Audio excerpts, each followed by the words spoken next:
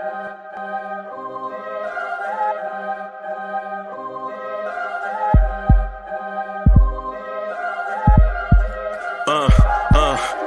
rank where the view is nothing less than phenomenal. For how I express and project from my abdominal. The only view better, both my daddy and my mama know. No living parents, my sons give me balance. My wife is my serenity, this mic is my identity. The world is foul enough, that's why I write without obscenities. Provoking danger with broken language and spoken anguish. Begging to get hurt, why would you ask to go through changes? Yes, Lord, life's a chessboard, master the angles. Control the tempo, be the one who holds the info. Acknowledge is just as deadly as machete swings. When spoken, the truth is as potent as that Medellin. While others swear the style is free, I just let it ring. Our time is undervalued, soldiers make us better kings. My fam's on my shoulder, reaching after better things. Today I take the shot, for them I'd rather set the screen. My mama told me follow my dreams. My daddy told me get it by any means. Stand tall, make him bow to a king. But I've evolved, you can see the result. Look in my eyes when you speaking to God. Life and for those who we caught up in using what I was scarred with the muse. I guess they call it proving I'm more than an artist. Penciling out my darkest while stenciling out a harvest. And storing what gets me from A to B just like garages. Instrumental with collages. Envision what I've been drawing. Broadway to give you rhythm like the great Lena Horne. So bent on, found comfort in the storm. Find peace and on when you see them others perform. Organized chaos, I'll cast it like hey ya.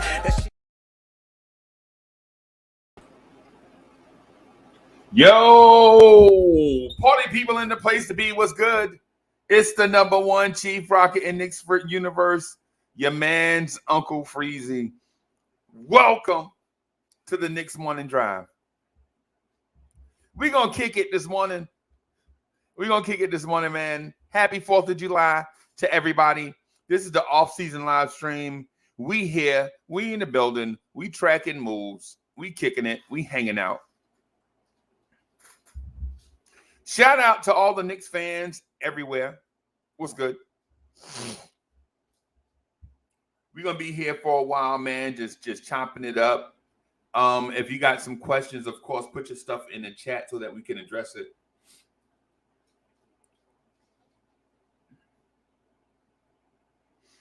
What's good, party people? Y'all know how we start this party off, man. Blue tears, orange tears, Blorange tears. Bim. Let's go.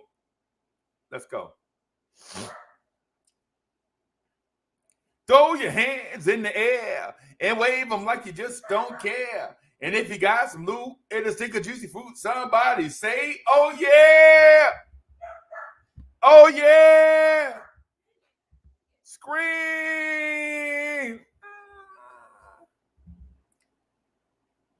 Let me first start off by quoting the great American poet, Grand Poopa. Grand Poopa says, now a lot of people think this is easy as it looks. Books and books of rhyme concepts and hooks.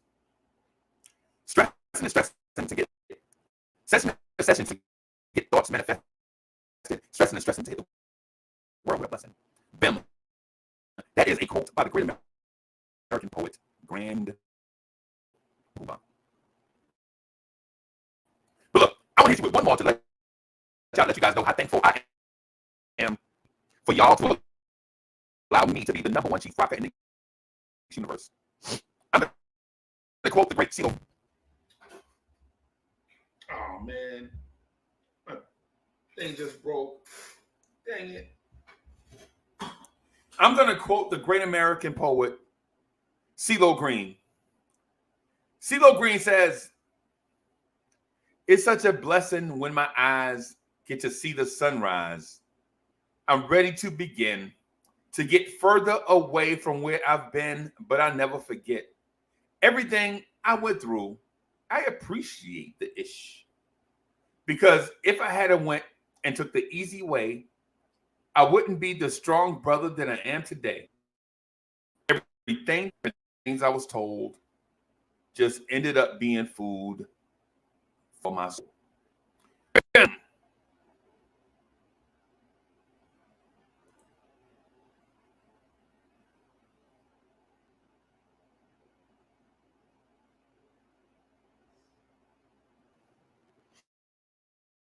So everybody look like your man froze. We having this.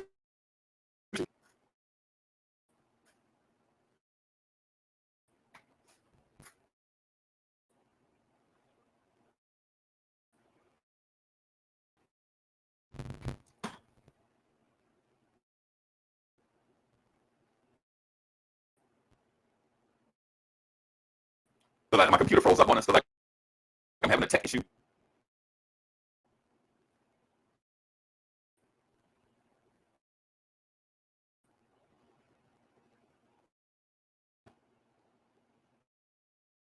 Looks like I'm having a tech issue.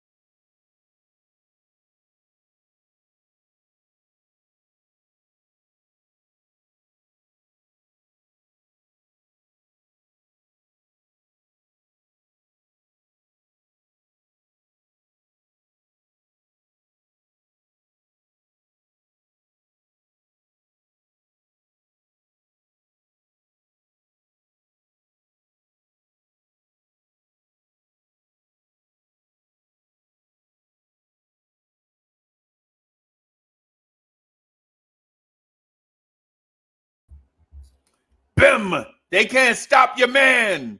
The computer can't stop your man. The computer crashed midstream. I don't care. I'm back, baby. I'm back. What's good, party people? Sorry about that.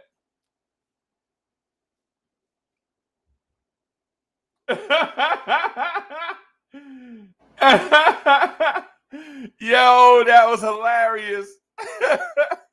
Yo, that's hilarious, y'all. Thank you, babes.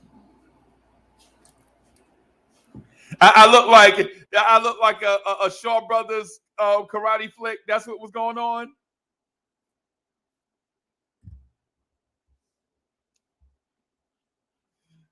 Yo, I look like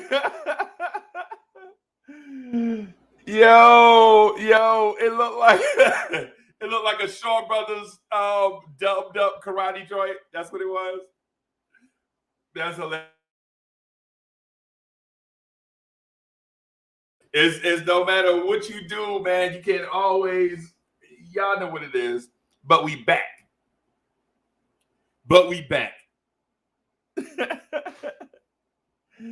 Yeah, man.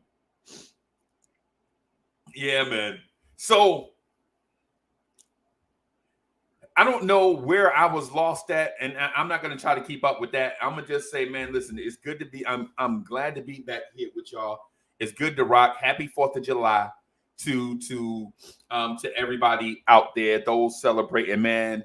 I want y'all to, man, have a great day on y'all grills and y'all families and all that stuff. But right now, we are going to talk some Knicks.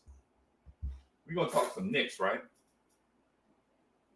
Hey, how do y'all like that blue back there? I'm working with, I'm trying to get a shade of blue for Studio G.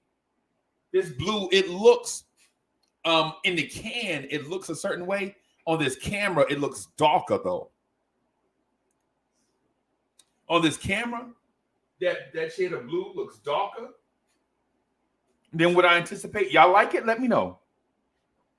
Let me know if y'all like that shade of blue, because I might have to go back to the drawing board on it. I didn't paint the rest of the studio. I just wanted to try that backdrop to see what it looked like.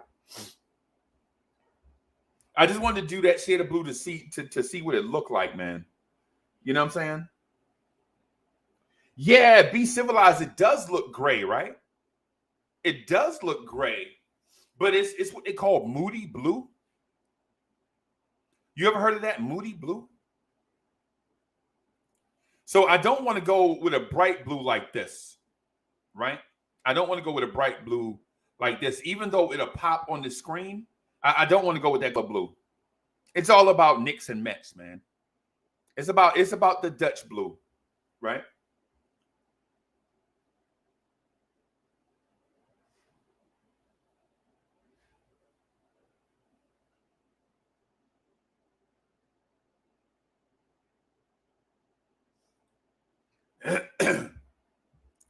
Hey, Glad, this backdrop don't look gray to you? It looks gray to me. Like when I turn around and look at it, it looks blue, right?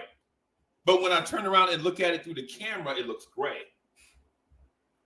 So it's kind of weird. I may change that today. I may change that today, man. I'm not a big fan of the way that looks on the screen, but it's all about, But anyways,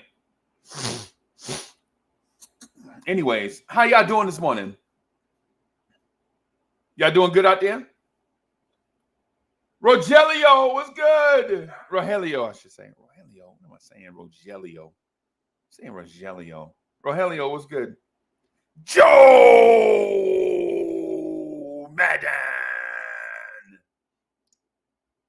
So just a quick programming note, right? Tonight we're going to have Uncle Alchemy on. He is the major YouTube Golden State Warriors contributor. He is Athletic Alchemy on YouTube. He'll be on the Knicks at Night podcast tonight at 11. We're going to talk a potential Kevin Durant reunion.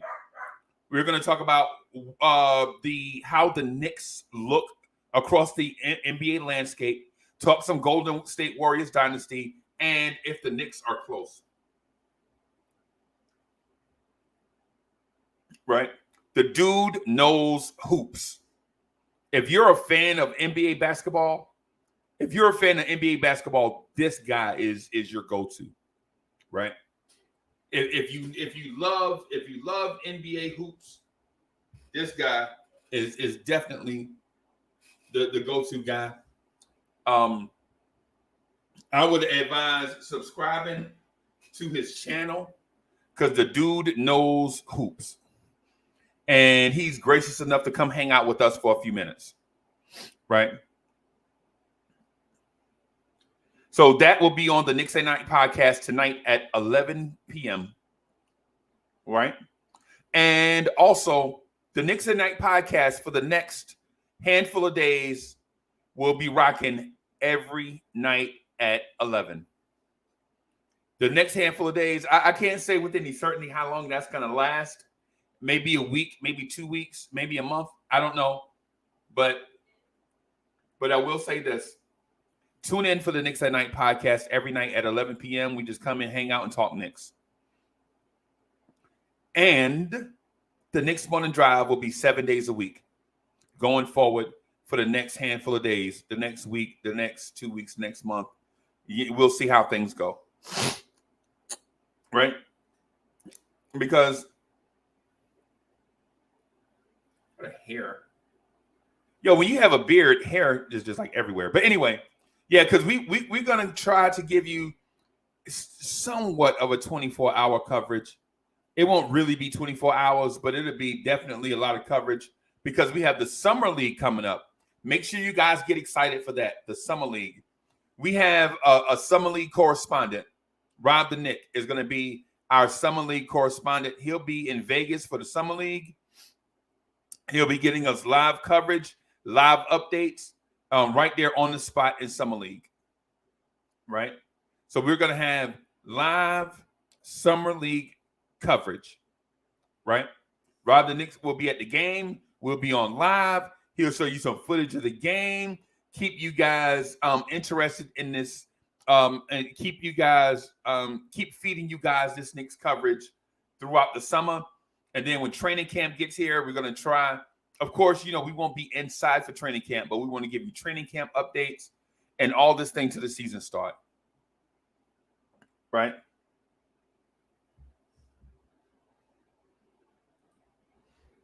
Yep. E. Gibson, we are going to be right here when it starts. Friday versus the Golden State Warriors. That'll be an interesting conversation too, because Uncle Alchemy will be here tonight. So we'll get to discuss what their summer league team looks like, and maybe talk a little noise, maybe put a little wager on the game Friday night against the defending NBA champs Golden State Warriors. Maybe put a little wager on that game or something to keep to keep things, crispy until the season starts, so to speak. Right? But here's the thing. Let me get into there's a thing that I want to talk to y'all about, right? And I mentioned it last night, and the guys wanted to clown me about it, right? But I want to tell y'all this. And this is for my people. This is for Knicks fans. I don't care about the rest of the world, right? I don't care about the rest of the NBA landscape. I care about us. You feel me? Like, I legit can care less about the negativity coming in from the rest of the NBA landscape. Like, I care about other teams that care about NBA basketball, and they have positive things to say about their team, about the NBA environment, and about us, right? But as far as the negativity and stuff go, I could care less, right? I've had it up to here with all the negative takes. Like, man, we ain't never gonna do nothing. How can we ain't gonna trade for no star? Or just because they did it, that don't mean we could do it. You know what I'm saying? I'm legit like up here. with stuff. That's why I'm coming to y'all live and direct. Not because I always have something to give to you, but I always come in to listen to what you guys have to say. Right? Like Be Civilized, when Be Civilized says something, it's important to me. Philip Casanova says something, it's important to me. You know what I'm saying? E. Gibson, they say stuff. Joe Madden, everybody, like when you say something to me, it's important for me to take that in because I have to get a pulse for what the Knicks fans are feeling. And it's the reason why we do this platform. Right? We do this platform because we want to know what the Knicks fans are feeling. What are y'all feeling? Tell me what's on y'all mind. Let's share that. Right? Let's share that because we're not always going to agree on everything. Anything sometimes. Like we're not going to agree on everything, but sometimes we can't agree on nothing. Right? But that's okay because all of us come from different backgrounds and perspectives. Some of us lived in the city our whole lives. Some of us moved away. Right? Some of us are in our 50s. Some of y'all are in y'all 20s. Right? Some of y'all have never seen the Knicks be good at all. And some of us want the Knicks to return to the glory that we've seen the Knicks at their peak, what they can be. Right? Some of y'all have never seen the Knicks with 2 or 3 generational players. Some of y'all seen the Knicks with 1 generational player in the 90s. Right? So what I'm saying to you is based off of all that stuff, of course we're going to have different perspectives. Of course we're going to have different perspectives. Of course.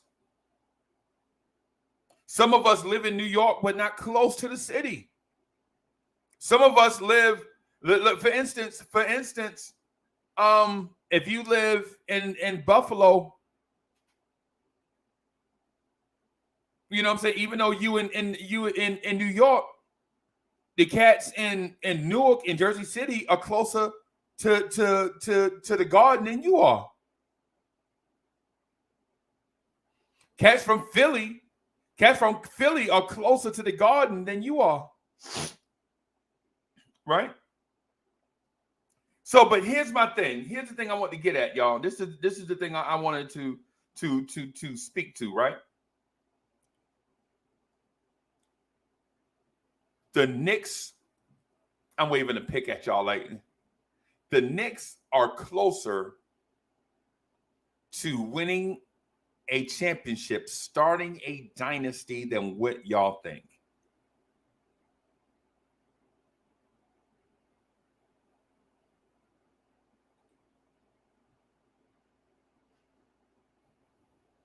The Knicks, these New York Knicks are closer to starting a dynasty than a lot of y'all think.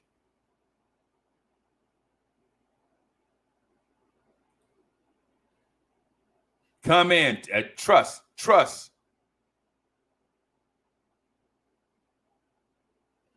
The Knicks are closer to starting a dynasty than what y'all think. And last night on the Knicks and Night podcast, I used a lot of examples to explain where we are. Because when I say it in basketball terms, Knicks fans don't get it.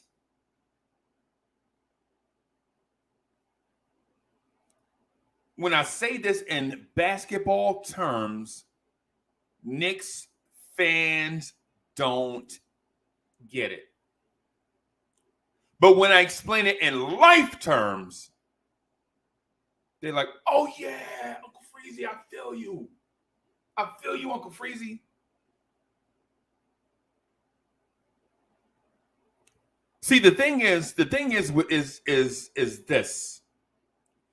There are several ways to win, there are several ways to construct your organization to win an NBA championship. over the last 40 years, teams constructed differently win multiple championships. The classic teams win one and they're gone.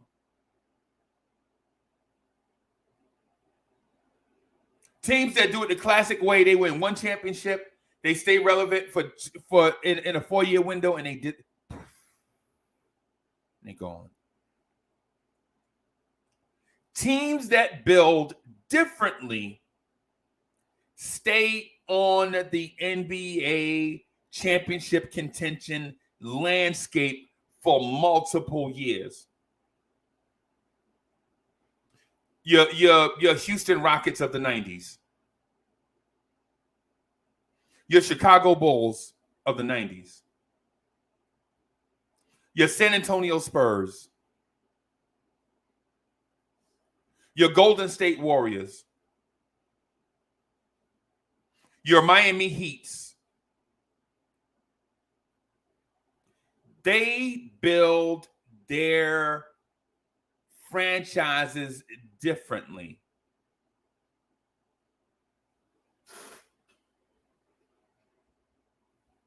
And listen, hear me out on this before you guys jump off the cliff. Listen.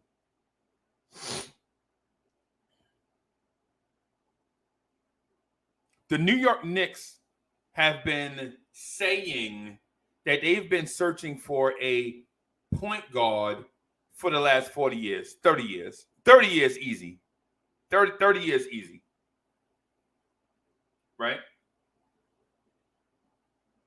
30 years. The Heatles. Y'all know the Heatles. The big three actually is like a big seven. Yeah, I know the big three era Miami Heat, the Heatles. They won without a dominant point guard. They won with Ray Allen coming off their bench.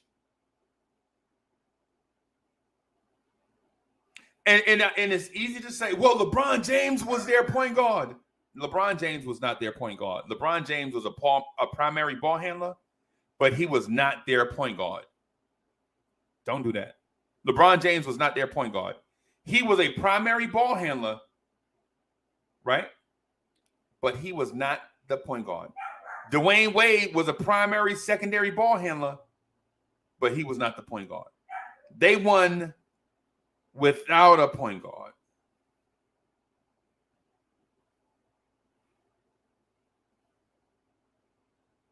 Otherwise, it's in the building. No, otherwise, I'm saying not. I mean, of course, he had a point guard. I'm saying a dominant point guard.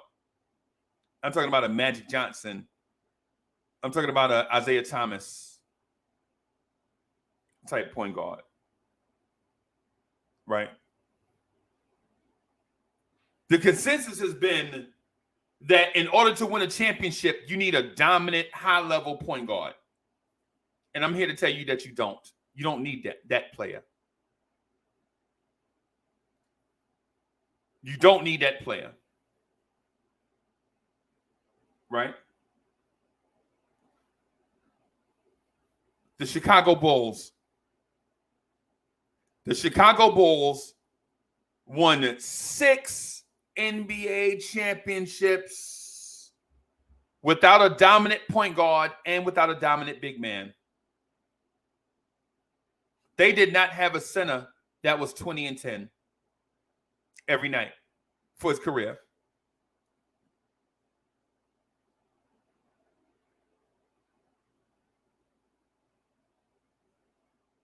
The Chicago Bulls, Mike, Scotty, Kukoc, Rodman, Grant, Kerr, Armstrong, Paxson, all them guys, they did not win a championship with a dominant level point guard or a dominant big man.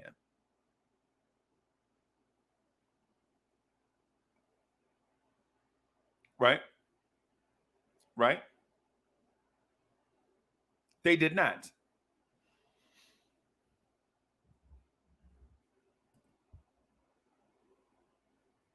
They took a different road and they won They took a different road and they dominated. Right? The Heatles, they took a different road and they dominated. Now, let me give you an example of a team that did have a dominant point guard, a dominant big. They won their championship and they disappeared off the landscape. The Dallas Mavericks. They had a Jason Kidd and a Dirk Nowitzki, both top 50 players of all time, right? It's top 75, easy. Top 75, easily, these two guys, right? Jason Kidd, Dirk Nowitzki, they won their NBA title. Where'd they go? Where'd they disappear to?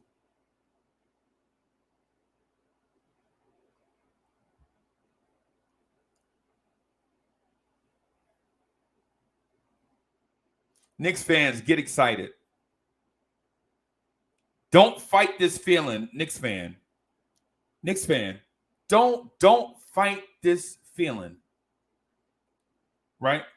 Because there are a bunch of you, when I'm telling you, come along for this ride, there are a bunch of you like clenching up, like fighting this feeling, like, what is Uncle Freezy talking about? I don't want to go on this ride. It sounds like nonsense. Of course it does. When you've been trashed for so long, you're used to being trashed for so long.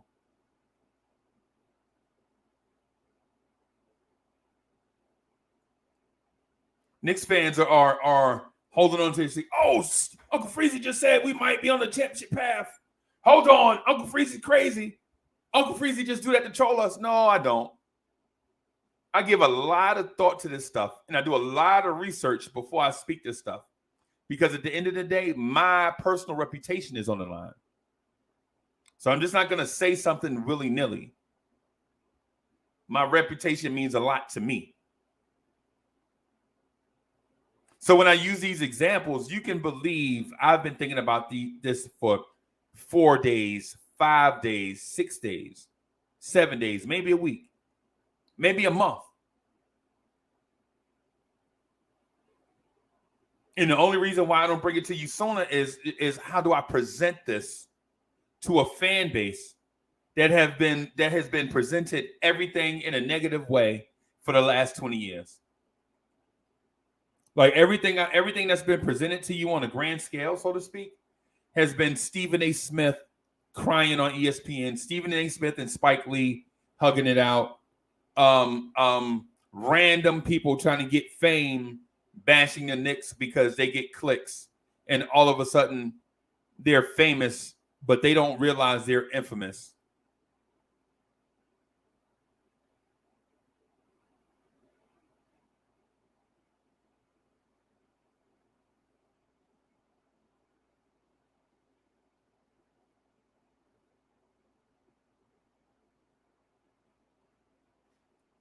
The Knicks are on the championship path, but the Knicks are building it in a way that's different from the normal way a championship contender is built. Right? Look, I'll give you another example. I'll give you an example. The Los Angeles Lakers won an NBA championship with multiple top 200 players of all time. Dwight Howard, LeBron James, Anthony Davis, Rajon Rondo. Right? They won a championship with that, right? With that classic template.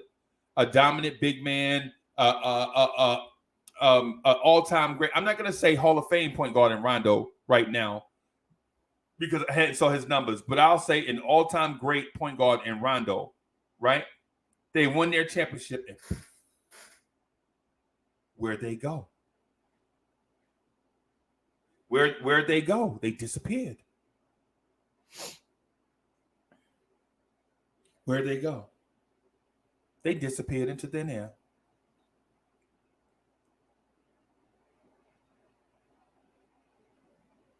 So what I'm saying to you as a Knicks fan, get on board. Get on board for this train. And I know this sounds crazy, like, who, us? Who us? We're not ready. We're not ready. We have needs at such and such spot. We don't have such and such. Okay. Do you think the Golden State Warriors were saying that when they were drafting Marco Bellinelli? Were the Golden State Warriors saying that when they were drafting Patrick O'Brien? I'm asking a friend. When the Golden State Warriors drafted Anthony Randolph, were they saying we're not ready? These were the dudes drafted leading up to Steph, leading up to Clay, leading up to Harrison Barnes, leading up to Draymond Green. These were the guys drafted leading up to that. Before there was a Steph, there was an Anthony Randolph. Before there was a Clay, there was a Marco Bellinelli. Before there was a Harrison Barnes, there was a Patrick O'Brien.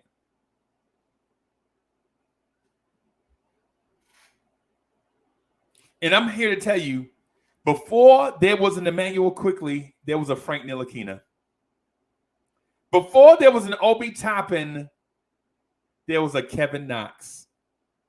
Before there was a Quentin Grimes, there was a Jerian Grant. And see, I could go down this list. I could pull you in this direction and make you see it. But what is the fun in that when you can see it for yourself?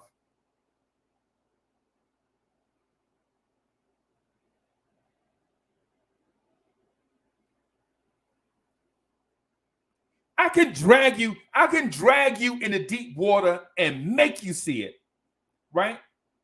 But what is the fun in that? It's not fun for me. It's not fun for you. I could drag you out here. I could do examples all day. But what's the fun in that? What's the fun in going back and digging up the dead bodies of the failed San Antonio Spurs draft picks leading up to Tony Parker and Manu Ginobili? But what's the fun in that? You can check out and see these things for yourself. You can see these things for yourself. And then when we get on this championship roll, right? When we get on this championship roll, you guys can be like, yeah, man, we was here from the beginning. We was A1 day ones. We the real A1 day ones.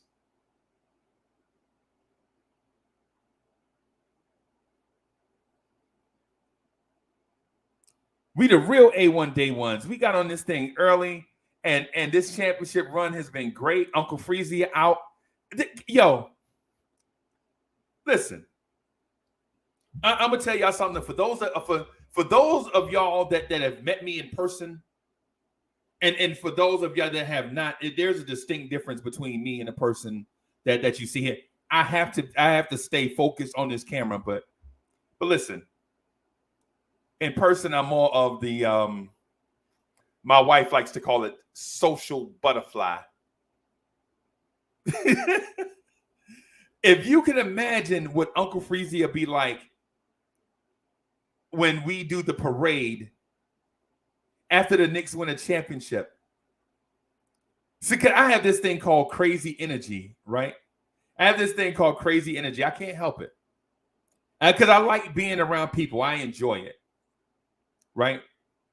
But if you think I'm crazy now and I'm by myself in Studio G, can you imagine what Uncle Freezy is like that, tipsy drunk off champagne and cigars, celebrating the Knicks NBA championship?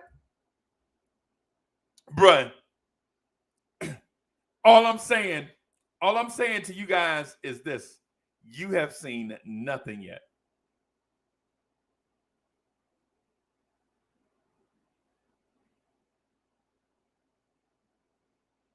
You have seen nothing yet.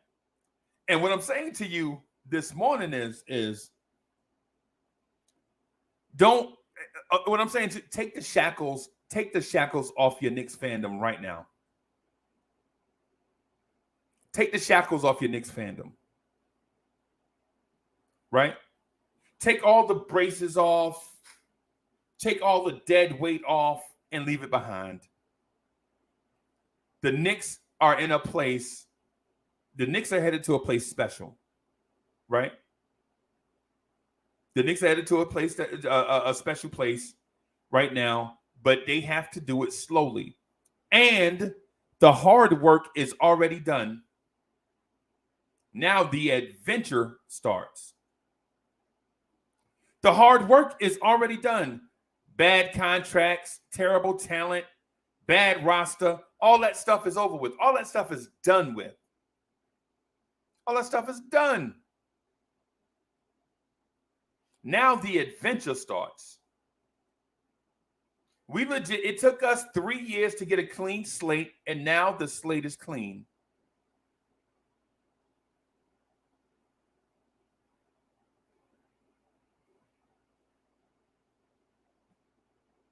Man, come on for the ride. Leave the PTSD behind. Unshackle yourself. Free your Knicks mind and allow the good times to roll. I just put the link in the chat for all my peoples.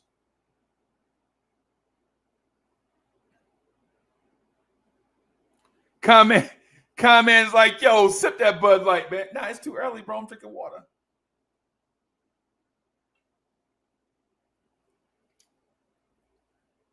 I just put the link in the chat for you know what I'm saying, for the homies that want to jump in and join. Let me pull up some other stuff real quick. Since my computer decided to crash on me and have me looking like a Shaw Brothers movie. Man, y'all smash those likes, help support the channel, get them likes up. We want to be at least, we trying to get at least to like 200 likes per show. You know, I know we small, I know we mom and pops, man, but you know what I'm saying, we appreciate y'all smashing the like button, supporting the channel, getting us out there to get in front of more people. Shout out to all the 150, 160, 170 people watching.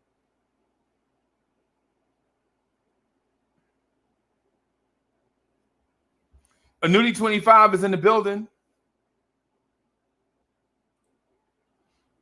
William, what's good? Imagine the Garden after Brunson gets his first bucket after a drive and one. Yes. This is what I'm talking about. Get excited, man. Get excited, man. Don't shackle yourself. Your friends are going to tell you. This is the one thing about being a Knicks fan. The people around you are always going to say the most negative and conservative things so that you can stay comfortable in mediocrity. Man, the Knicks have too many holes, man. Give them too much.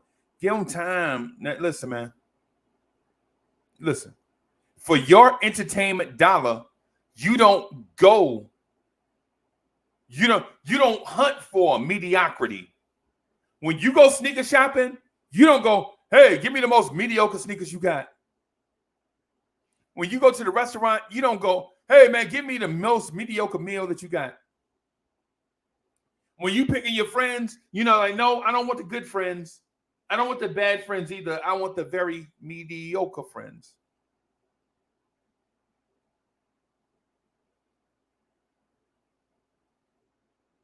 And so what I'm telling you today is when you see these positive things happening for the Knicks,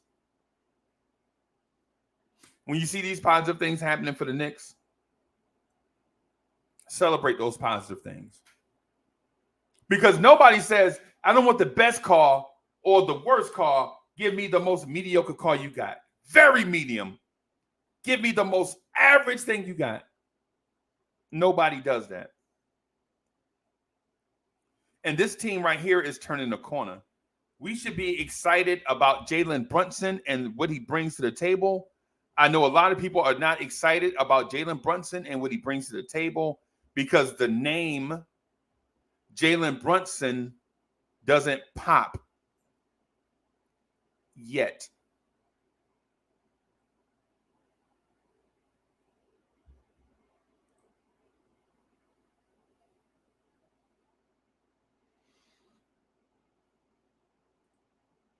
Harlem Girl is in the building. What's good?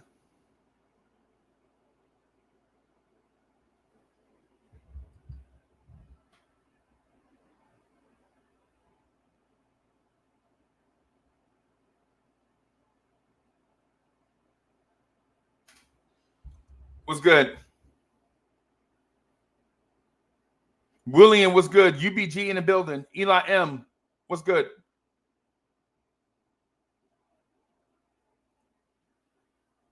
I think we got somebody backstage, but y'all know how this works.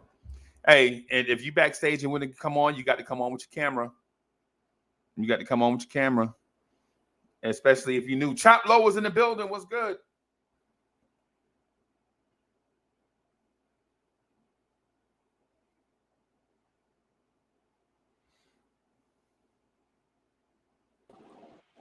Hey, what's up, boss?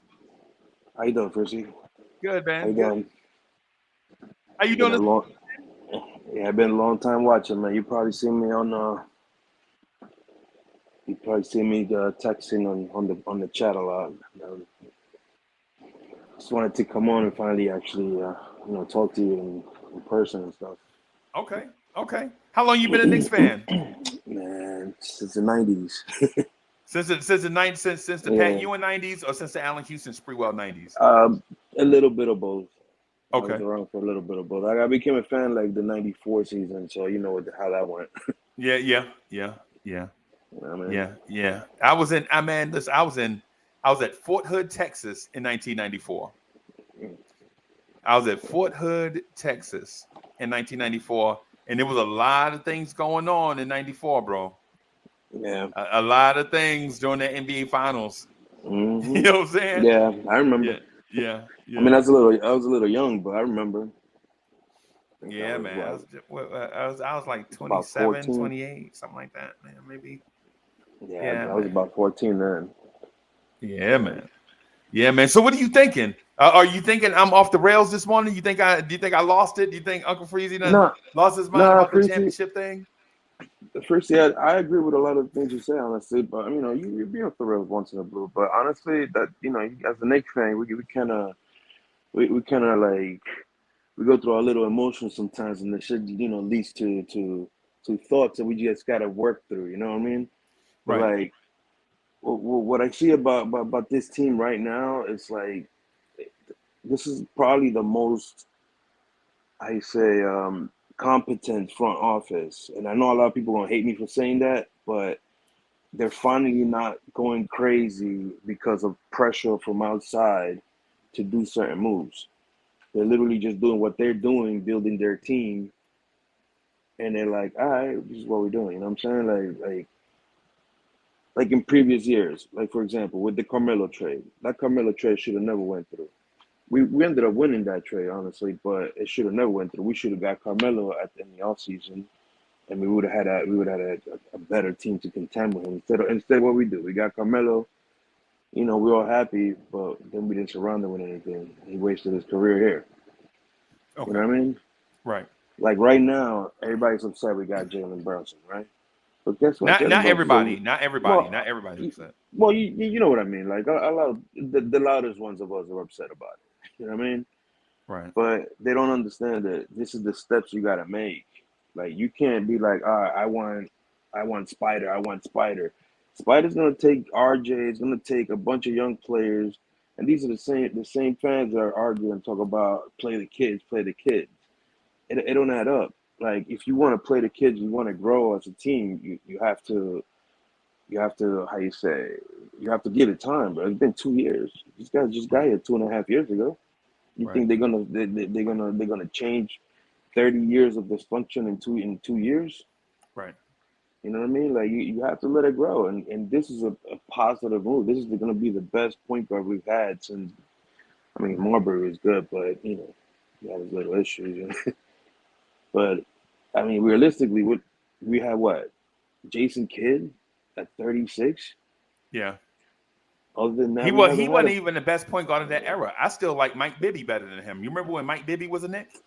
Yeah, I like Mike Bibby, but I mean, Mike Bibby was kind of washed by the time he got to us, Yeah, man. Kid was more washed though, bro. Right, but the reason I like Kidd was because he was more of a player coach.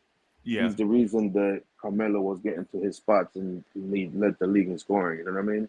you're right. Right. He's the reason why Tyson Chandler was getting those big double doubles, bro. Exactly. Yeah, You know what I yeah, mean? Like people don't understand that Jason Kidd is probably one of the best point guards of all time, like right, easily, and it's in the head, the way he right. thought the game. You know what I mean? Like he took a team with Kenyon Martin and Richard Jefferson to the finals twice, bro. Like And don't forget Vince Carter. Vince Carter, Richard yeah, Jefferson, yeah, but the Kenyon Vince Martin. Carter, I don't think they made the finals. The two teams he took to the finals was just Kenyon Martin and Richard Jefferson. Really? Okay. Yeah, Okay. because they traded for Vince. I think the year after they lost Vince was still in Toronto. Yeah, I remember that. He Okay. traded yeah. I mean, I could be wrong, but from what I remember, it was the Richard Jefferson and Kenyon Martin Knicks. Hey, I think his second best player is Ron Horn. hey, let me say something. Hey, be smooth, man. We need to see you on camera for a few minutes first, man, before we put you on the joint. I thought be smooth was yeah. That's what I was. What's up, man? How you doing? I'm good, brother. I'm good. I used to rock back with Ron Cleveland when he had the Man show back in the day. I rocked with you when you first started your show. I usually stay in the chat or whatever. Yeah. And I actually won Ron's first contest. He gave me a little Knicks hat or whatever. That's Okay. always been my dude. But Okay. anyway, I just took my joint off camera because I wasn't like really dressed in. I just got up whatever. But I had to say my little 2 cents on Jalen Brunson though. No, you don't have to put your camera. I just need to see. Come on, bro. You already know what it is. I know who Be Smooth is. I see you in the chat. I used to talk to you in the chat. Right. Okay. But you know what though? Anybody can just take your name. That's all. I just want to make sure. Yeah. Absolutely, bro. Yeah. All right, I'm good now. Yeah, you Gucci. Back. So go ahead. Whoever making a point, go ahead, finish. I just want to say some shit on that note. On Brunson. Hey, yeah. Hey, Christian, you can go ahead and finish. Hey, Rivera, yeah. what's good? Oh shit! I forgot I lost my point. Honestly, I was trying to pay attention. Oh, sorry. Don't mind me, crazy. But when you become an old man, bro, that's when it happens, bro. Senior moment. I just woke up not too long ago. I'm like, you know what I'm saying? I didn't have my morning coffee yet, but I gotta get on and watch it. Yeah, right. Yeah, man. All right. Hey, so can I say my piece? Yeah, go ahead, Smooth. All right. So now I'm looking at every day I'm on with everybody, right? You, what's my man? You know who gets on my nerves? And I want to get on his show one day. Josh, Uncle Fulio. Him and Wes Mark need to show together because they. Him and Wes Mark need to show. Who's Mark? Right? I said Wes Mark. Who's Mark? Him and Who's Mark need to show together because they be having the same views. Like we could win by 30 and they'll find something wrong with the game. You know what I'm saying? Or somebody ain't do something. Yeah, like y'all gotta cut that out, bro. Like so, but on Brunson though, man, cats need to go check that dude highlights out. I ain't talking about just the playoff. They know what he did in the playoff. Check that dude's game out, man. He was under Jason Kidd, right? His dad was a point guard for us, right? So that's like any other man that has a young kid that's into what he's into. Everything you didn't do when you in your career, you're gonna teach that to your son, right? So now you put him with Jason Kidd. He only 25 years old, right? He's still learning. Look at his game. Look how he implements all the footwork. He be toying with dudes. First of all, yeah, he's a little miniature type dude or whatever, but dude be frenetic on the court. He has the team running. He plays team ball. He passes to everybody. You know what I mean? And then late in the clock, if he see it ain't no shot, then he'll go to the hole. You know what I'm saying? Or at the beginning of the clock, it was a wide open lane. He'll take that. But other than that, he's trying to get everybody else off. You know what I'm saying? Just a good dude. And it was like, He was playing with Luka. Just like Luka, I can't stand Luka's game, bro. I hate dudes that dominate the ball like that, bro. Like you shooting from half court for what? Like why? You can't get a better shot than that? Like come on, man. Like I don't understand cats like that. So I know dude is going to shine because now he can distribute the ball and and it's like the best open shot. It ain't about I got the ball. I'm Julius Randle and I'm shooting it because we ain't doing that no more. And watch how fast they play because when dude is on the court, he's not walking the ball off the court like that. You know what I'm saying? Everybody got to get in position. Everybody got to be moving on the court. Yo, bro, we going to watch. No. I'm telling you, Jalen Brunson, man, he brings a totally different dynamic. That's exactly what this team needed. We be talking about, they slow. They don't be doing this. Yeah, because you don't got nobody that play like that. You don't have a point guard. Alex Burks, thank God he's gone. I was thinking about when my man CP be like, we don't need that. Every game, Alex Burks was turning the ball over out of bounds. Soon as you get right on inbounds play, every game, all season, for every season he been here, he was turning the ball over. So thank God we ain't got him as a point guard no more. So I'm like, we got a point guard now. My man's Alex Burks, all right? He got. Nah, I'm not hating on it. I'm just pointing that one thing out about him. I like Alex Burks, but he wasn't a point guard. He don't have court vision like that. You know what I'm saying? He's more of a scorer, microwave scorer off the bench. Really, we didn't have any point guards on the league. Like we got a point guard now. Now we do. Thing. We have the and like I said, he was under IQ and a point guard that's gonna let us play like that. Yeah, but right now he was playing under Jason Kidd. Y'all remember how Jason Kidd used to play? Jason Kidd was straight. Yeah, he was a bullet on the court. You know what I'm saying? And that's the type of court vision that Jalen Brunson have. I'm telling you, watch his highlights. He don't have court alley-oops and, you know what I'm saying, taking you seen what he did to Gobert, like, I don't know how many times, trying to guard him on the perimeter, crossed him up, you know what I'm saying, step back, went around him, whatever. He do that to everybody. And then on top of all of that, forget what these commentators are saying, what our fans are saying, whatever. Listen to the players that's playing against them. Ja Morant, Mikal Bridges, what's my man name? Davion Mitchell, and what's my name? Desmond Bain. All them dudes are like, that dude Jalen Brunson is the truth. I don't know what y'all been watching. They guarding him. They like, and the dude Davion Mitchell say, they asked him a question. They say, who don't you like guarding in the whole league, or who's the hardest person? He's like, honestly, Jalen Brunson. He's like, that dude is super skilled. You know what I'm saying? Like, I think CP had posted out on his joint. But he like, dude is super skilled. If you mess up on defense, he's gonna beat you to the rim. He's gonna score. You can't mess up playing defense to get him. When you got other NBA players that are the new up and coming, the way the game is being played, right? Yeah. Right? Because they always talk about you had a kid whose nickname was Off Night, talking about if I make a mistake on defense, he gonna make me pay. Right. Exactly. So he's talking. Exactly. So he's telling you now, this is like the new Marcus Smart, right? Of his generation type shit. You know what I'm saying? He got those type of cats. He's like, dude is mad hard, mad super smart. And then, like I said, you got Ja Morant, who's like the new superstar of the league as well. He's like, y'all bugging. That dude is a bucket, man. Y'all got to stop acting like this cat can't ball. His skill level is crazy. You got to watch his skill level. The way he be clowning dudes on the court, the way he be watching the court. The passes he make, even when he dribbles, penetrates, we didn't have none of that. Like, they're only time they passing is if they get double teamed and they bottled up. Now they trying to make a pass. You supposed to have been seeing that pass. Dude been standing in the corner raising his hand for the last 10 seconds. You know what I'm saying? So he got all of that, bro. He see the court well, like I said, and he came up under Jason Kidd, so he can only harness those skills. And you see it. You see the translation on the court when he's doing the footwork, when he's down in the paint, his little pull-up shots, his little spin out of the paint, shoot the little teardrop. Like, dude got game. And I'm like, not only that, he's going to have everybody playing the same way. You know what I'm saying? They be trying to act like we don't got shooters. Like, we need this guy, Why? Tom Thibodeau is a defensive first coach. You know what I'm saying? Defense first. Now that we got a point guard, the offense is going to fall right in the line. We got to get you right on defense. That's why a lot of those dudes wasn't playing. Remember, Obi was like, I know why I came out the game, this, that, the other. He knew, like, y'all missed an assignment. Tom Thibodeau don't play that.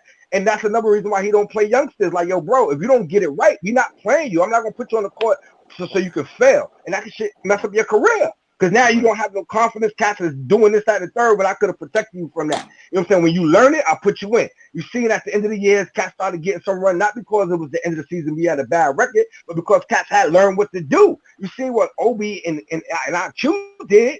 Obi's putting up 40 and 30s, and IQ putting up triple doubles. Like, let them dudes ball, man. That's what Jason Kidd does. He let Jalen Brunson ball. Like, yo, go out there, do your thing. And then you see what happened with Dallas, bro. Like, when you got a ball dominant dude like Luka, I don't know how Cats can praise this dude like he all of this. Yo, my dude, if you got the ball in your hand 80% of the time, you're supposed to be putting up numbers like that. You know what I'm saying? Like, yo, I just thought, him, James Harden, Russell Westbrook, cannot stand those dudes. Don't ever put them on my team, please. I can't stand their game. I don't care about the triple doubles. Like, yo, bro, those are you've been on losing teams like every stop. You know what I'm saying? Like, y'all just can't win. And regardless, you was like Oscar Robertson for like 2 years, bro. Russell Westbrook and James Harden. Y'all was Oscar Robertson. Y'all still lost. So like that's like, yo, bro, those are like empty stats to me when it comes to that. But you got to do like Jalen Brunson, who can score, who can see the floor, who can put cats in position, shoot. He got a little bit of everything. Like I said, he's like Jason Kidd with an offense, man. So I just want cats to lay off the dude trying to act like, oh, because of this, they paid him too much. What's the going rate for players these days? Y'all want to give dudes peanuts and then expect them to play like Mitchell Robinson been playing for the last 3-4 years. You know what I'm saying? Like, yo, we got a bargain. Mitchell Robinson got $60 million. He's supposed to been got that type of bread, yo. You said we got 48 2 years ago. He got overpaid. Don't understand the new market. Nah, B, come on, B. You got to pay these cats. And then also you got to put yourself in cat shoes. You know what I'm saying? I call people that talk that shit haters, bro. Because if I'm trying to get a bag, you telling me, yo, you don't deserve that. What are you talking about, bro? I've been doing this since I was 12. You know what I'm saying? Trying to get to this bag. Now that I put my stats out there and I earned it, I got hurt. Everybody get hurt. Look at all these cats like John Wall and them dudes that ain't played for 2 and 3 years, making $47-50 million. Like, yo, come on. And that's another thing about RJ. They be trying to shit on RJ. RJ played every game, bro. Every game, and he put up numbers. And when you got dudes like LeBron and them dudes, like, yo, that dude is the real deal. You know what I'm saying? Like, you gotta respect what other players are saying. Especially a dude like LeBron. I remember he was like 21, 22, talking about how basketball IQ players. And I said, yo, I gotta study him some more to see what he's really talking about. I know he put up the numbers, but I want to see what he doing with his head, what he looking at on the floor. That's how Jalen Brunson plays, bro. I swear to God, y'all like can guarantee me. Yo, bro, that's what a real point guard is. You don't have that. They talk all these combo guards and all that. Nah, Jalen Brunson's a real point guard. He just couldn't really flourish like he could have because of Luka Doncic. Luka Doncic, y'all swear that dude aggravates me. I don't like saying his name. You know what I'm saying? Like, that, I don't see that as good basketball that he plays. You coming down the court and just launching, bro. You know what I'm saying? Or you trying to shoot? And that's another thing. You don't see Jalen Brunson taking bad shots, man. You don't see that. If he get bottled up, before he get bottled, he never gets bottled up, bro. That's why he got low turnover ratio. You know what I'm saying? Because when he gets down in the paint, he already know what his next move is going to be. You know what I'm saying? I'm going to take this dude right here, or somebody's open, I'm passing. I don't care how I get the ball to him. I'll go under, I'll go over, I'll shoot the short teardrop, whatever. But dude makes smart plays. So what that rubs off on other cats, because now Julius ain't got a fourth shot. I hate when I see him take that little corner baseline shot. You know what I'm saying? Like, yo, bro, pass the ball. But that's his shot, though. But that's his shot, though, B. I understand that's his shot. But sometimes you got a better shot, though. What I'm saying for Randall, because I was with you. If you'd have said, I hate that straight ahead, that straight on Julius Randle 20. Yeah, the bulldozer. See, I just like that. But when Julius Randle is off the box in a post up ISO situation, I want that. Because Julius Randle is a bucket there. Remember, we used to call him baseline Randle. Right, you know what I'm saying? Right. But Julius Randle at other spots on the floor, I don't know. I'm with you.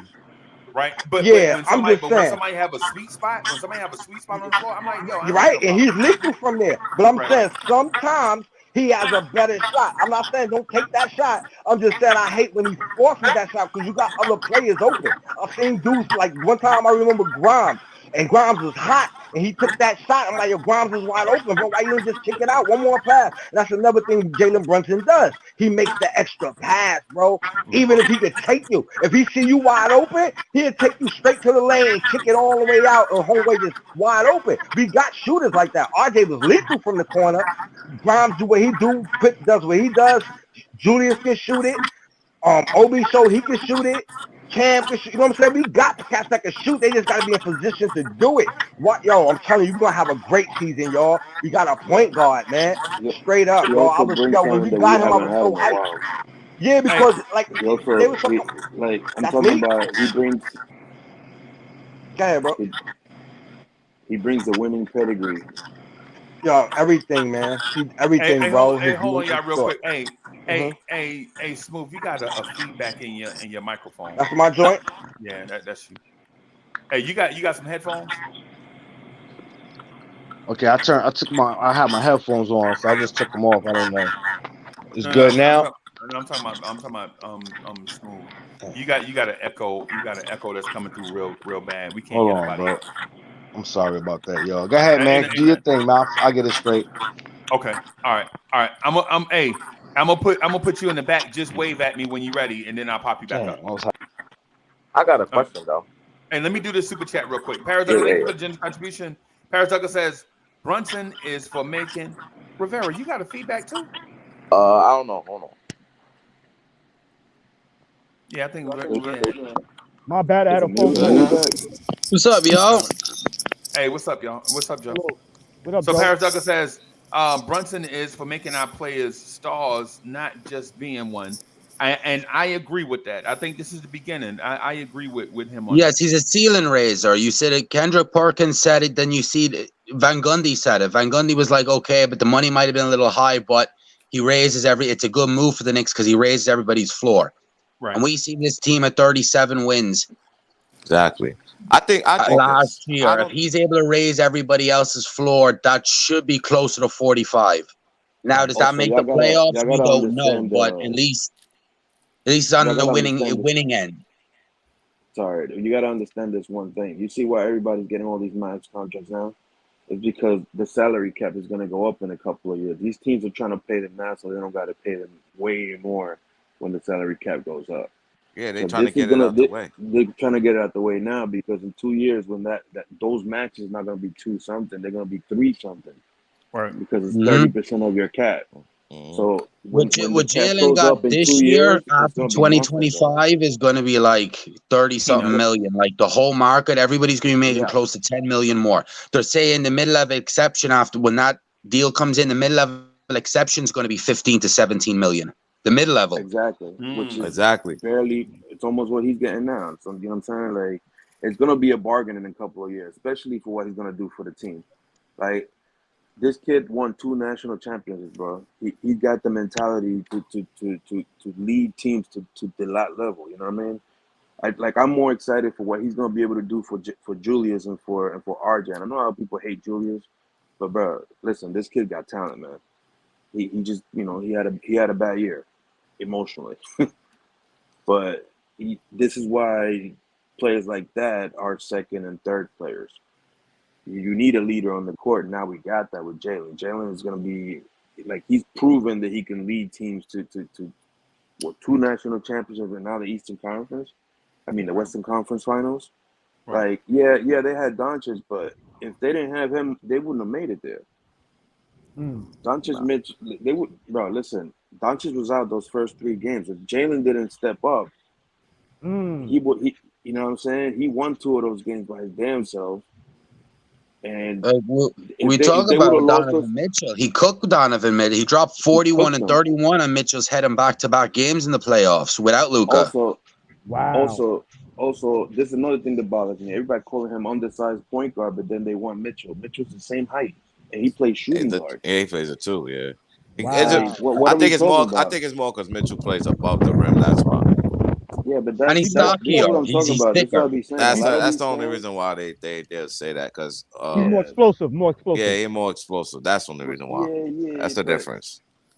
But explosiveness, it takes one injury, and now you're never the same player. Yeah, I know. I'm just saying that's the reason why. Jalen might be able to play another 10 years, and we have him on our team. And then that's the thing why I do believe in RJ when it comes to, like, I do like athleticism. I think it is an advantage. But when you talk about health and stuff and longevity of careers, it is a disadvantage.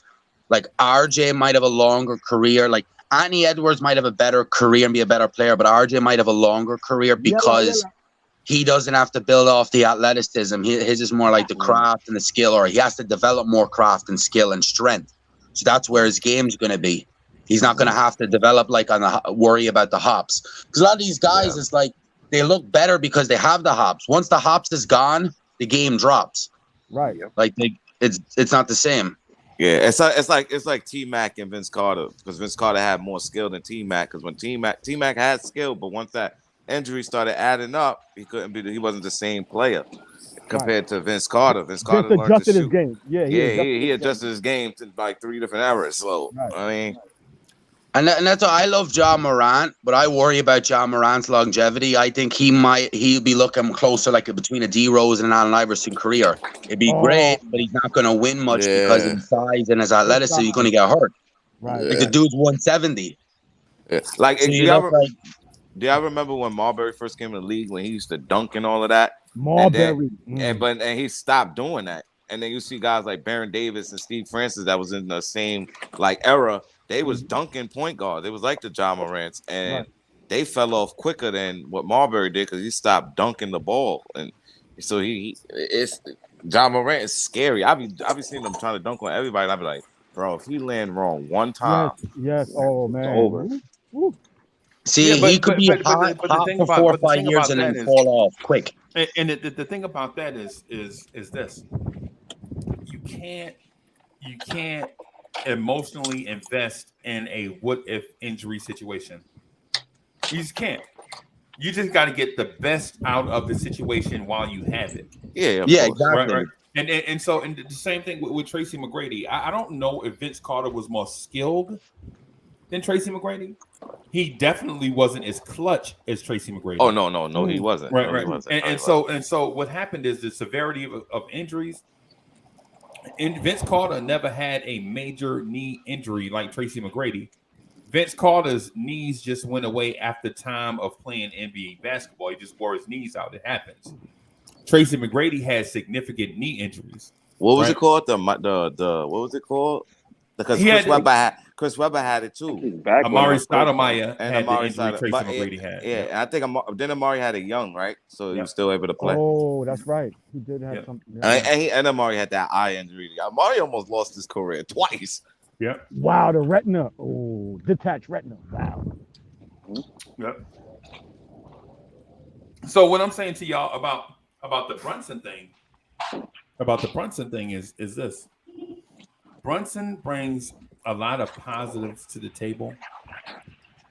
I think what you'll see though is the emergence of a star from one of the players that's already on the roster.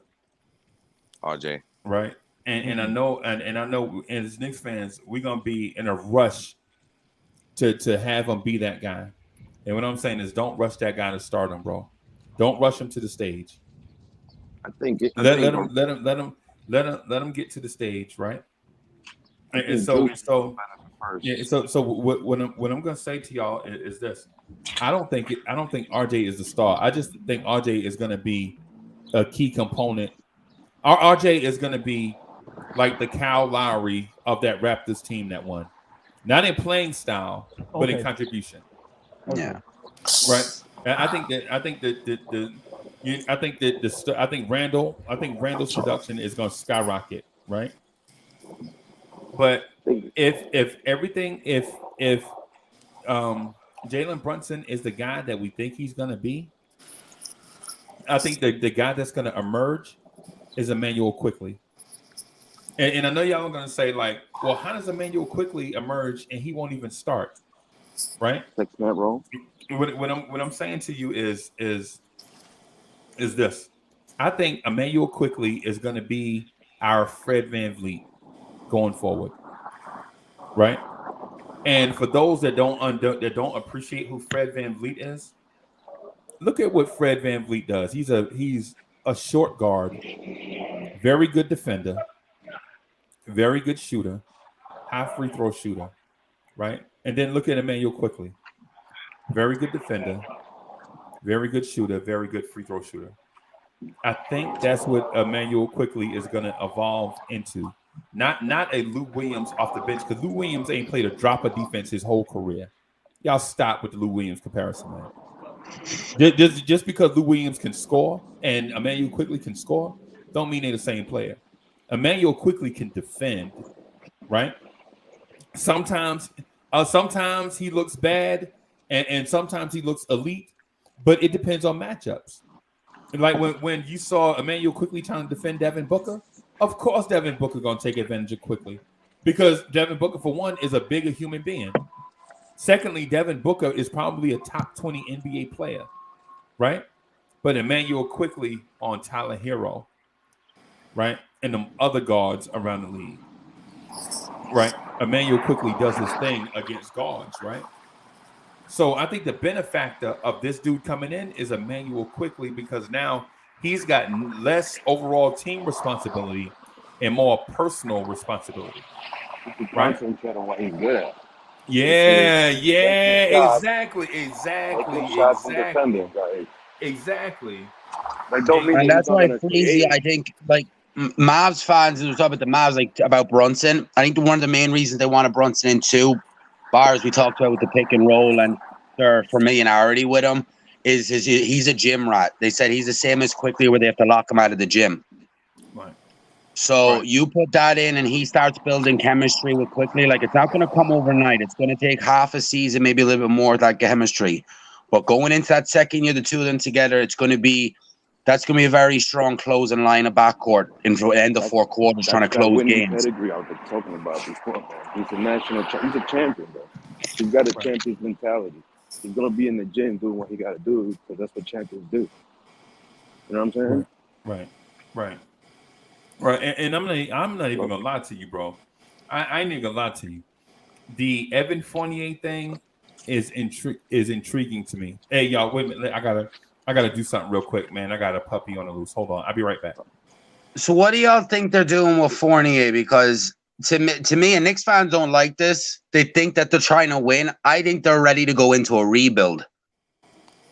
Yeah, I think that. I think the same towards it, or not like a full tank rebuild, but like more of a youth movement. See what happens and reshape the roster around the young guys. Yeah, I think not they're like trying to cut the like fat. they're going to compete. Yeah, like they're trying to cut the fat off, or to clean up, because Fournier, I don't know where he fits in this team. Like, if you want to see Grimes, if you want to see RJ Black at the 2, where does Fournier fit? Because you still got to figure out what you're going to do with Cam. Because Cam is starting to. I was just having a conversation about Cam with my brother, and if he can't beat out Fournier for the 3 or for the 3 spot, if they move RJ back to the 2, he was a top 10 pick. Now he's going to start looking like a bust. So that's to me I don't believe he was healthy last year. I think when we traded for him, he was hurt. He didn't play the first 3 weeks or a month or something like that. He got minutes, he was out again, hurt. Got minutes, was out again, hurt, wasn't playing, and then they cut him then they sat him for the rest of the year. So to me, it's an injury thing is a big thing to do with Cam. And we're hearing Tibbs doesn't like him, whatever. That's fine. But Cam needs to work. Cam needs to be with RJ all summer, and we're quickly in these young guys working, and come into training camp in the best of shape, fully healthy and ready to go. So by at least within the first 10, 15 games of the season, he should be proven to be put into that starting lineup. If he can't do that, then you need to move him, because then it's more or less you're having a Kevin Knox situation, more upside than Kevin Knox, but the motor. He's not. Exactly. He's not there. There's too much talent for him not to be. It's either move him or he has to be playing 20 minutes a game. Because having that talent on the bench and not getting anything out of it's pointless. You got to pay the dude. You got to figure out if you are going to move him. You can't just let him walk in for nothing, because you know you can get something for him. Yeah, you could get. But you don't want to just down his value either. Like having him at the bottom of the bench, the league's going to be like, oh, what's up with Cam? And then at the deadline, the Knicks are trying to move, and they'll be like, oh, if he can't get playing time for the Knicks, why are we trading for him? So you gotta see what you have. You gotta see what you have. I think young guys like that always have 6'8" wing, could shoot it, I think he'll always have value. I think sometimes it's just the fit of the team. Like he wasn't a good fit with Atlanta, and hopefully he'll be a good fit here. But I just think that with him, it's a kind of mental thing. Like he not like the same way as Ben Simmons or anything. I just think that he thinks sometimes it's all about him, and like those guys on AU and stuff where they just so used to being the best player on the team all the time, and everything is them. And then once you get to the next level, it's not about them. And because if you look at it, when he went to Duke, it wasn't about him either. He was the third man out. He was the Chris Bosh of the situation. And then he got to Atlanta, and he got players in front of him. Then now he got here, and he got players in front. So I just want him to get a chance. But if he gets a chance, it doesn't show. When do we start calling him a bust? Because all I gotta say is you don't get a chance just because you got the talent, bro. You gotta earn that shit. Yeah, that's what I'm saying. And the thing is, like, I don't know where anybody gets this narrative that Thibodeau don't like him. He said that he don't know where he's gonna fit him in a lineup when he came in because he it was Mark Berman, a couple of news guys, a couple of guys with SNY, and there's a couple of reports on it. But see, I don't know whether to believe it or not. I think it's all nonsense. But I think because of his defensive ability and his athleticism, they should be giving him the chance. Because I think, Thibodeau, you look at this lineup right now, bro, and you tell me Thibodeau's looking at this starting lineup and is like, yeah, nah, at that backcourt with Fournier. He's like, nah. So who else is going to step in?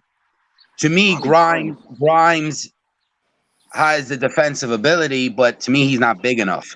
Yeah. You're going small. He's 6'4", 6'5". You're going RJ then at the 3. I rather supplement him coming off the bench with Fournier and have a small, like, quickly Fournier Grimes lineup with Obi, and then have bring the athleticism in with Reddish. Because I think you need to build for Reddish to get better. It's playing him with RJ and playing him with the point, an actual point.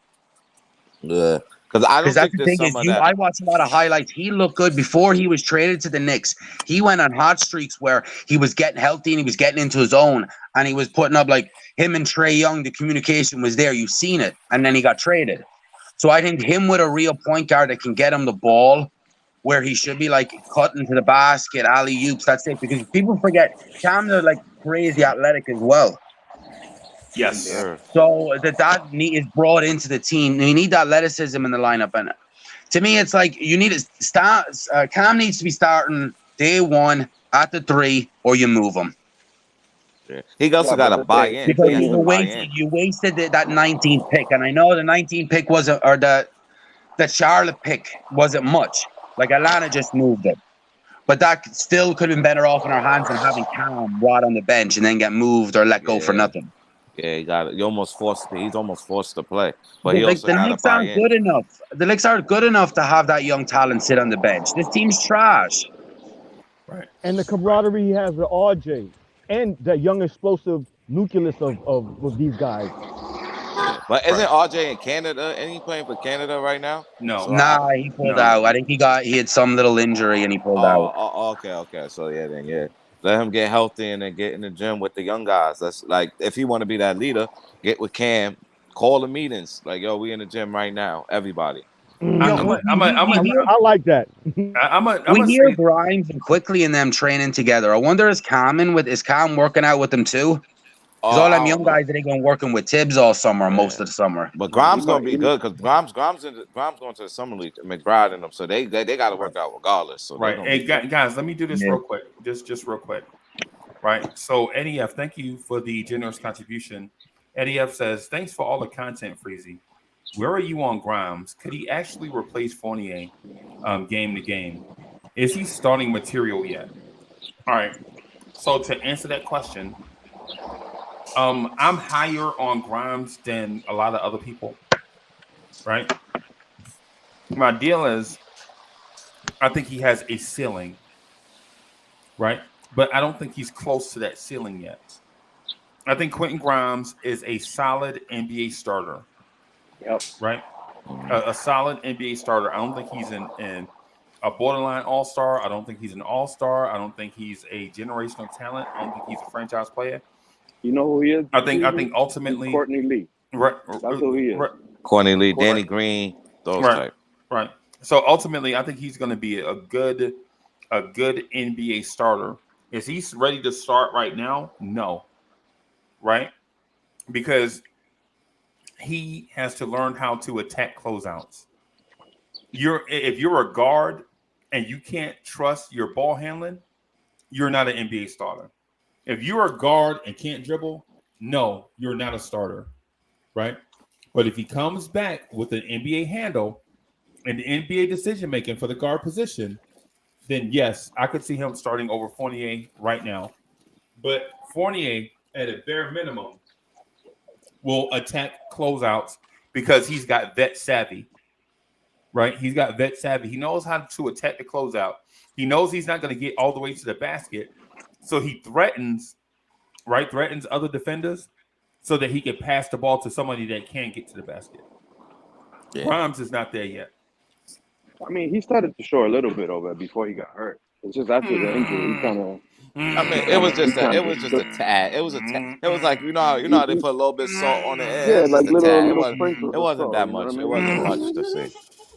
But my thing, he just sat in the corner, you know. My thing is, I want to see those guys in the summer league, but I also want to see the guys like Randall, Obi, Quickly, RJ, all of them pull up, watch the show camaraderie. If just because of summer league, just go to the game, show camaraderie, show love. Yes, I want to see Grimes pull up. We know he can shoot that thing. Like I know he's going to be a 40+ 3-point shooter through his career. You see it off already. Oh yeah. I want to see he can definitely do it off the catch. Now let him do it off the dribble.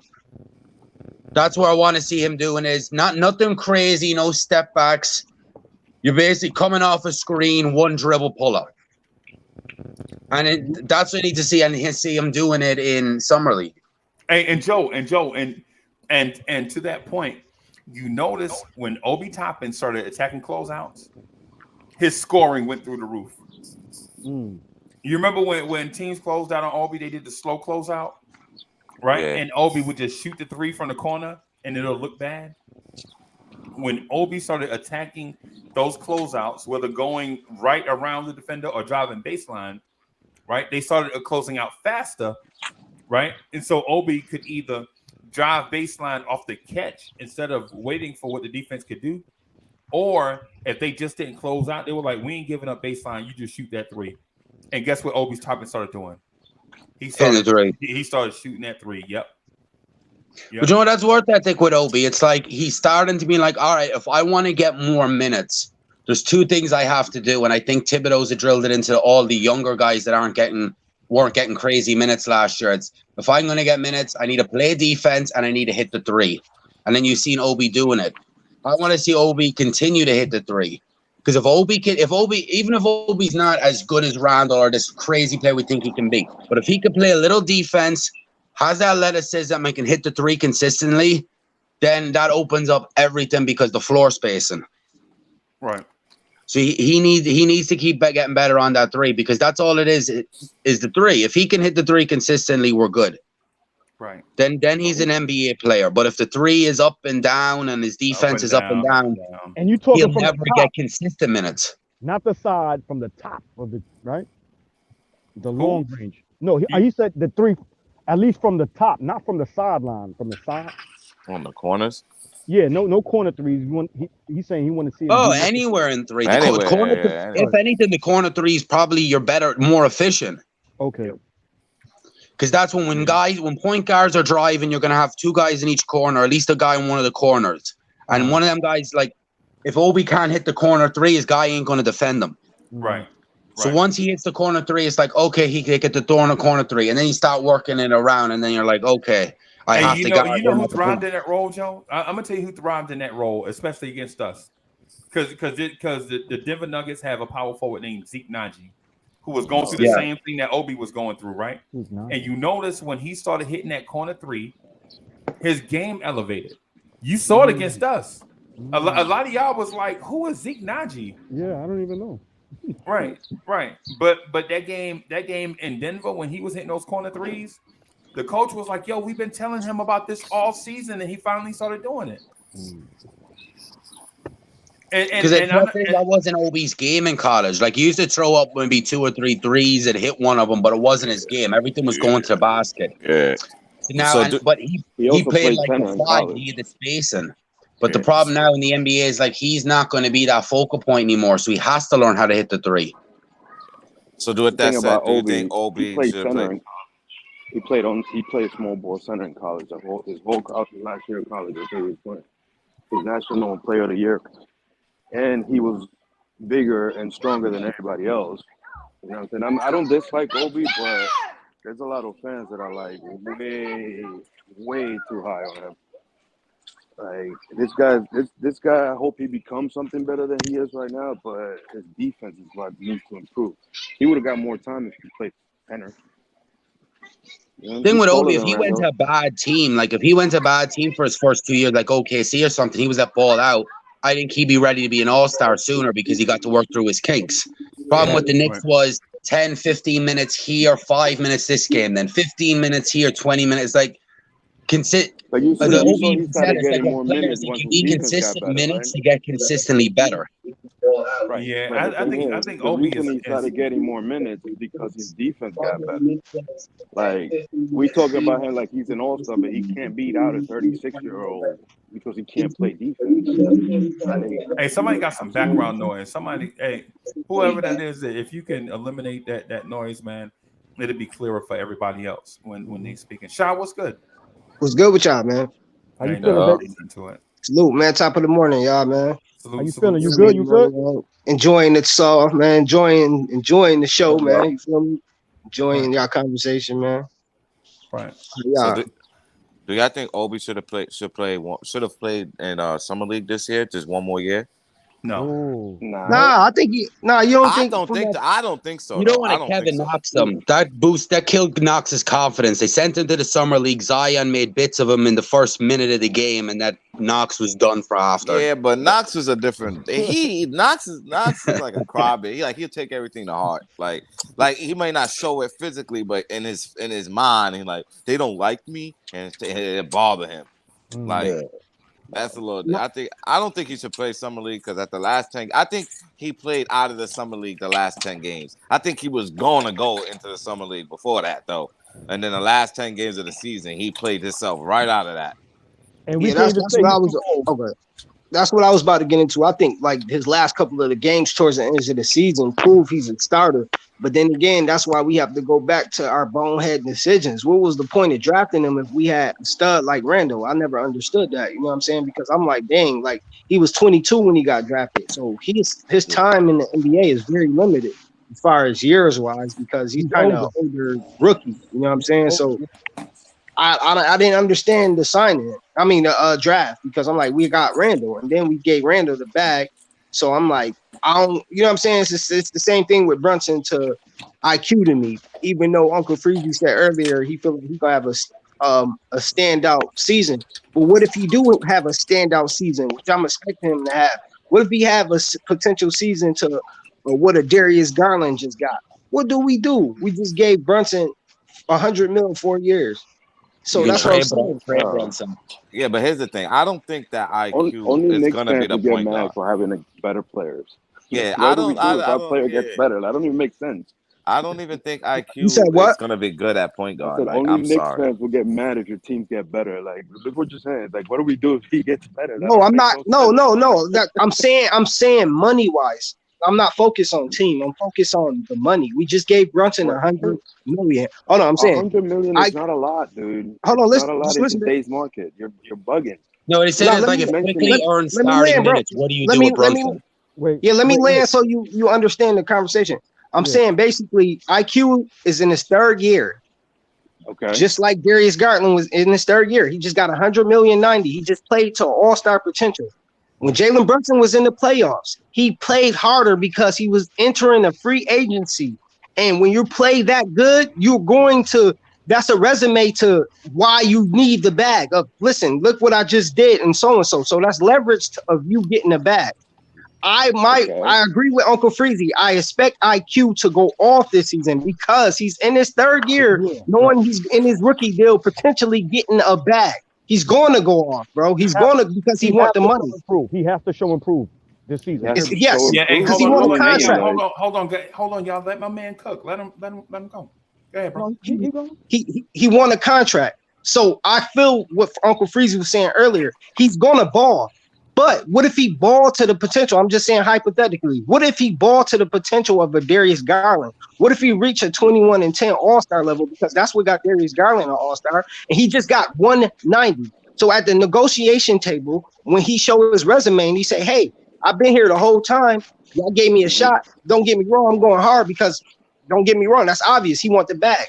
But what if that happens? How do we re-sign him? We can't because we have too much money tied up. Bro, it's Nah, simple. we have his what's the name? His bird What are you rights. talking about? You have his bird rights. You just pay him. We just finished paying. We can't pay him 190 though. Yes, you can. That's not my point. RJ about to get 190. Watch. We don't even know what's gonna happen within. But bro, that's the one thing you never have to worry about with the Knicks. We can spend the money. We have the money, bro. I think we should cross that bridge when we get to it. Right, and so just for the record, y'all, just for the record, first let me do this super chat. So Jeremy Maynard, thank you for the generous contribution. Jeremy Maynard says, phenomenal show as usual. Is it at all possible that a quality point guard that Obi and Randall can play together from time to time? That question is directed at me, right? So what I'm going to say to JM, thanks, hey JM, thanks again, man, for being a dope contributor to the show. We appreciate what you bring to the channel, man. All the time, always in here, always rocking with us, man. We appreciate you.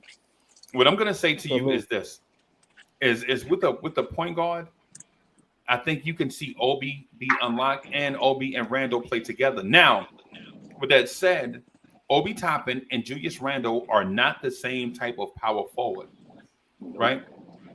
Obi Toppin is more of a Robert Horry type power forward, where Julius Randle is more of a Chris Webber type power forward, right? Right. You can play those two together because Obi has the athleticism to do certain things on the floor that Randle is just not able to do at 250. Right? Like Obi can be a small ball 4, a small ball 5, or a big blown up 3. Right? I don't like to see Obi as a big blown up 3, right? But what I will say is this: you definitely have lineup flexibility with those guys, especially if you have defenders on the floor. Like if you have Grimes on the floor, RJ on the floor, Quickly on the floor, you could see Randall and Obi play together. But you can't play them together if you have Brunson and Fournier on the floor, because your defense will be a shambles. Let me bring, hey, y'all, real quick. Y'all, hold on. Be patient with me, right? I'm going to bring my man in real quick. Hey, boss. What's going on, partner? What's How you going doing, on, man? Freezy? Glorious Tales family. Bam. What's going on, man? If y'all ain't subscribed, what you waiting on? You checking in? Hey, go ahead and subscribe. All 277, hit them like buttons, man. Blow this thing up. Blow the algorithm up. What's up, partner? What's going on? Yeah, man. Happy 4th, bro. Hey, man. Hey, it is the 4th, that indeed. Yeah, hey, man. I don't know if you've been too happy with all these earthquakes that's been going on around the city. Yeah, man. I know you heard about it. Yes. Yeah. In the words of Uncle Chop. Yeah, man. Hey, I hear them boys cooking, man. But young fella said something I had thought about days ago, man. When we first got Brunson, right? I started thinking about it, Freezy. Me and Soulfinger was talking. I was like, you know what? I said, you got 3 players on this team. Well, actually 2 this year that's eligible for an extension, in Cam and RJ. Next season, you got Obi and IQ. And ain't no if them guys pop. Them guys gonna pop. Because they're ready, yep. Third year, like you brought up, third year is normally when players take off. You know what I mean? And so that's gonna be a dilemma. And I hear a young fella said, we got the money. Yeah, the Knicks got the money, but this is the thing. Just because you got the money don't mean you're gonna spend it. And if you spend that money, you're gonna throw yourself in the luxury tax. Right. Are you willing to throw yourself in the luxury tax for a team that might not be a playoff team? That's the things you get. That's the things the front office going. That's hustling backwards. Exactly. Yeah, and so, if they pop and we're not in the playoffs, they don't get paid. So if they have to pay these guys, you know what's gonna happen? Somebody gonna get traded. You can book that. Somebody will be up out of here, because then they'll look at, okay, production versus years versus age. They're gonna look at all that and the money. and they'll move somebody if need be. Who knows who it might be? Either way, the Knicks is in a good place. So hey, let's enjoy the season, man. Let's get ready. Let's get to this thing, man. And that's my word. And y'all have a good one, man. I just got through my workout. Hey, you know what they say, Freezy? If you stay in shape, you ain't got to get in shape. You ain't got to get in shape. Right. It's a daily operation. Shout out to my man, Gangstar Guru Forever. Later, partners. All right, bro. Salute, bro. All right. Hey, Paris Duggar, thank you for the generous contribution. Paris Duggar says, other Knicks podcasters are right when they say a few podcasts trash the Knicks and players every day on YouTube and then get mad at Stephen A when he does it. I'm not for sure what. Okay. Hey, thank you for that, man. We appreciate that.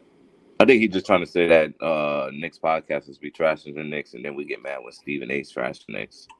Yeah, well, the thing about that is how do you receive criticism, right? How do you receive criticism? You know how you get your annual review or your monthly review or whatever it is at work when your supervisor sit down with you and he's like, yo, these are the areas of improvement that we notice. You know what I'm saying? And we want you to kind of build these things up, and this is what we're willing to do. We want to point these things out so that you get better. Yeah. Right? See, that right there is a critique, right? Like, listen, you like, you know what I'm saying? You could be better in this area, right? And then, so that's what I try to do, right? With our Knicks players. And what I also do is not only say it, but I'll put data on the screen to support. Right? Like if I say Quentin Grimes is not that guy, I put his numbers on the screen. I'll put his net rating on the screen. Like we say Quentin Grimes is a great defender. Well, he has a negative net rating of 2.5. Right? That means no, he's not exactly what we thinking. Does he have the potential to be better? Yes. But right now, no.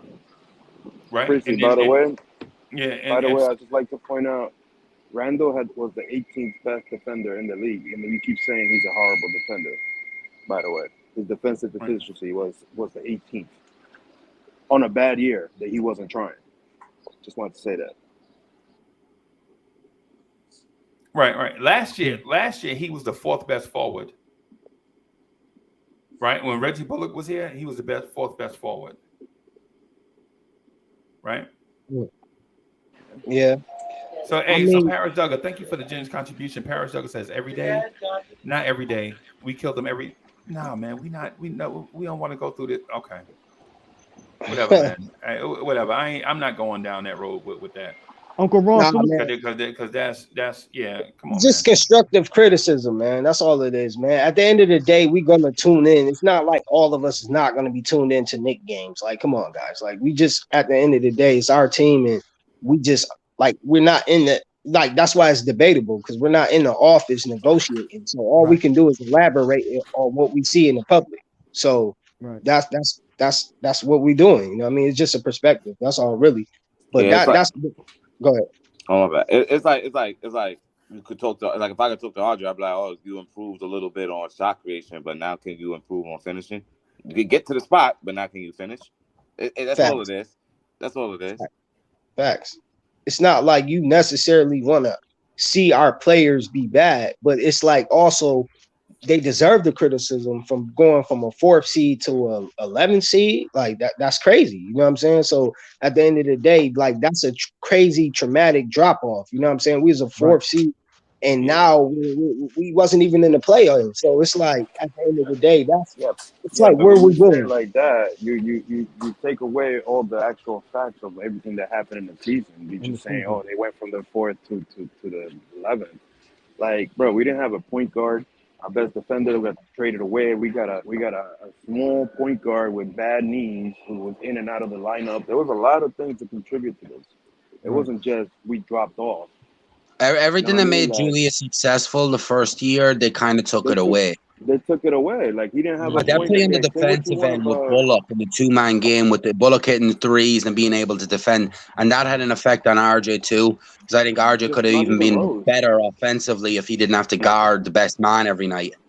Yeah. But that's where the constructive criticism come in, because that's an organization So problem. yeah, That's what I'm saying. the front office So- made them mistakes. They tried Exactly. to get too much Right. offensively with Fournier and Kemba, forgetting Exactly. Kemba's injury histories and the lack of defense. So that, and then Rose too going out, I think had a big fact on Randall. Because then you remember Randall was basically running point, and he was trying to get his own spots himself.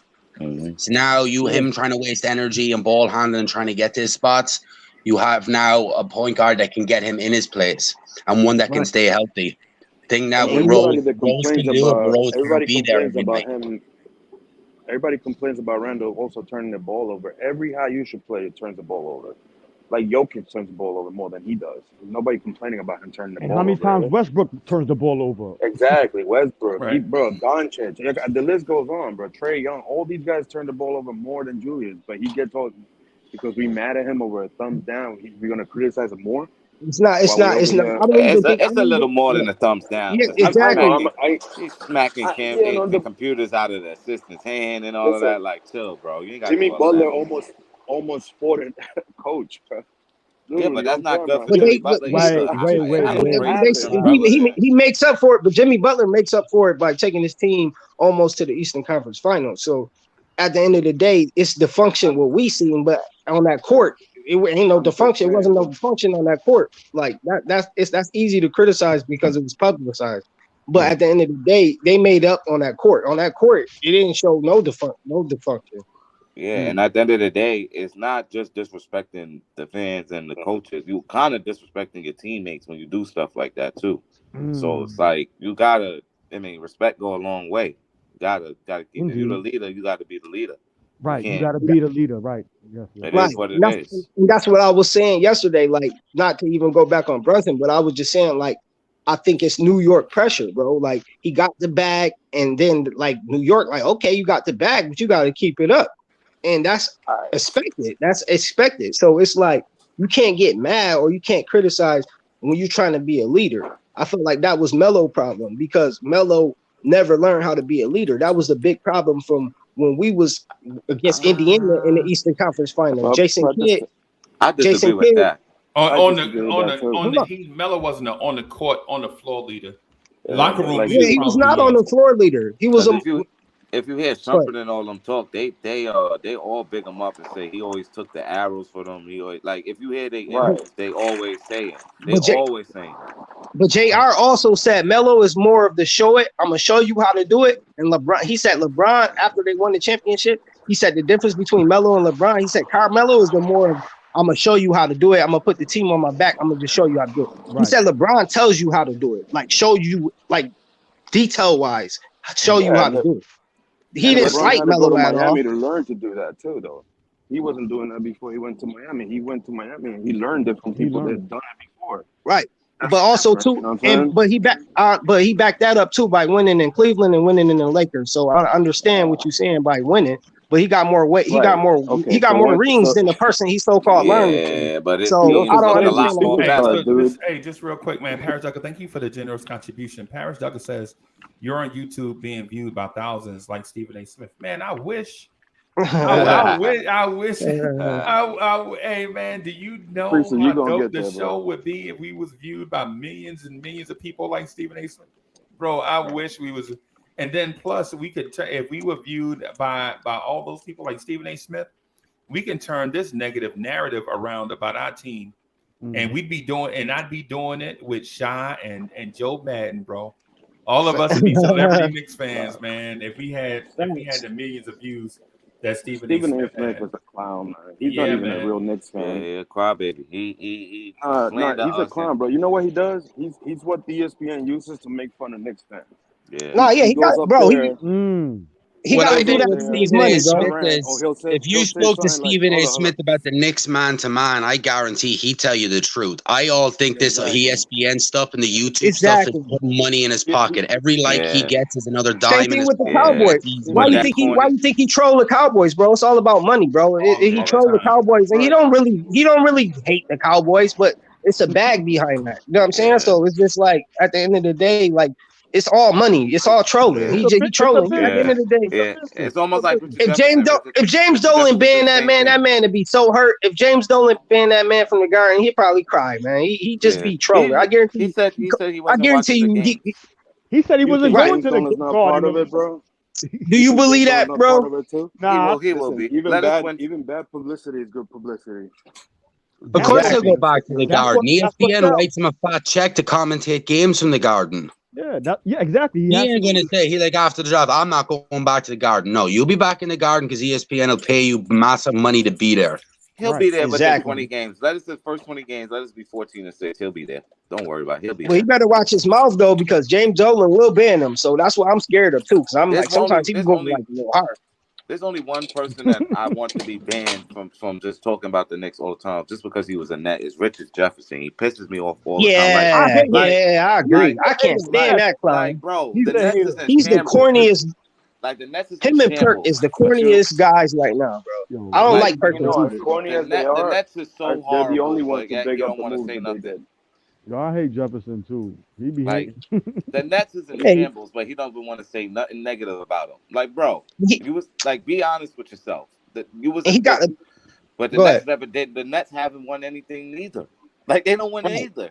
They never done. And he got a bandwagon ring, bro. Like, come on, bro. You that ring really. I ain't gonna say it didn't count because you was on the team, but bro, come on, bro. Like you was on the last stage of your career, right? When he was in net, the team was going to NBA Finals, but they couldn't sell out the arena, and they were going bankrupt, and they had to move their butts to Brooklyn to try and make money because they couldn't get anybody to go to their games. My buddy's a diehard Nets fan. He went in 01. Was it 01 or 2000 when they went to the finals? The arena was empty, and this is NBA Finals. I remember that them finals. They had to move to Brooklyn, but I think they might have to move out of Brooklyn too because they can't buy New York. Whatever fans they've had are now going to be gone back to the Knicks or not watching basketball because Katie and Kyrie left. The only reason they have fans is because them two boys. Yeah, they there's chaos in their franchise right now. I mean, all we got to do is keep our head up. With 3 superstars asked out in the space of 12 months. 3 of them. Yeah, let that happen to us. Let that all of this Kyrie and KD stuff happen to. Oh my God!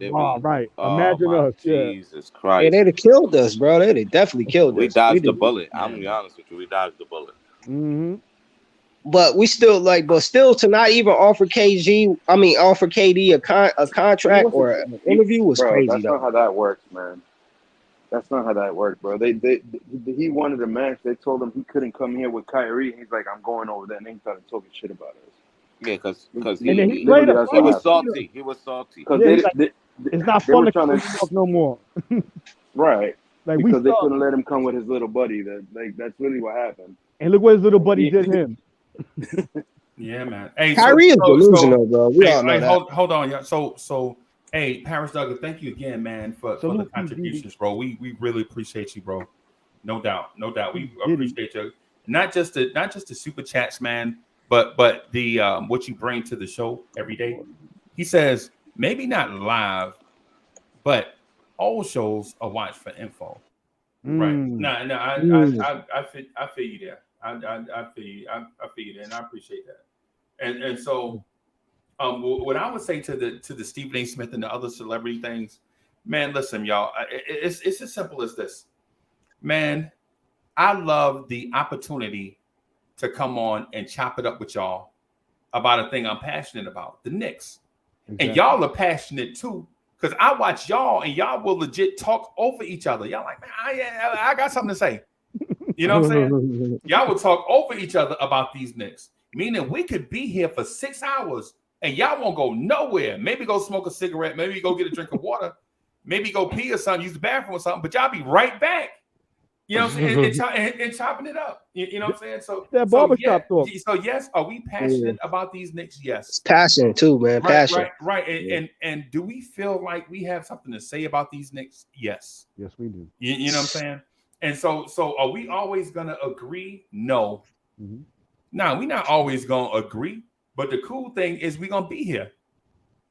That's the cool thing, man. We're gonna be here and we're gonna kick it. Whether you prefer Quentin Grimes over Emmanuel Quickly, maybe whether you prefer Jalen Brunson over Quentin Grimes or Emmanuel Quickly or Evan Fournier, it don't matter because we still here.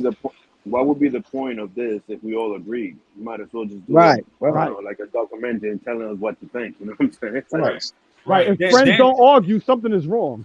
Right. Then we would really be Stephen A. Smith followers. If we just let one person talk and just follow what he said, we would really be Stephen A. Smith followers, bro. It'd be weird. Everybody be like, "Oh, you're right, sir. You're right. You're right." Yeah. And like, Yeah. what? Like what? Like, Yeah. That's why this is so organically perfect. Yeah.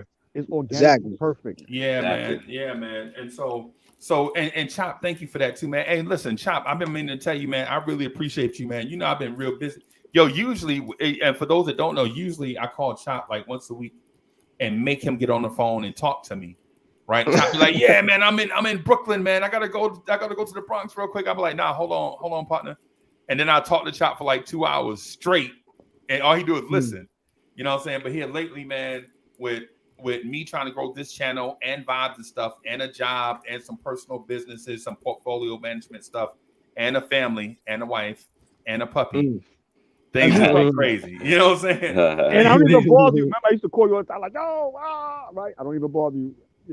Yeah, man. Yeah, so things have been crazy. Things have been sideways here, but it ain't. You know what I'm saying? Because I done got the big head and nothing like that. It's just, you know what I'm saying. Sometimes I just need to close my eyes and take a little nap.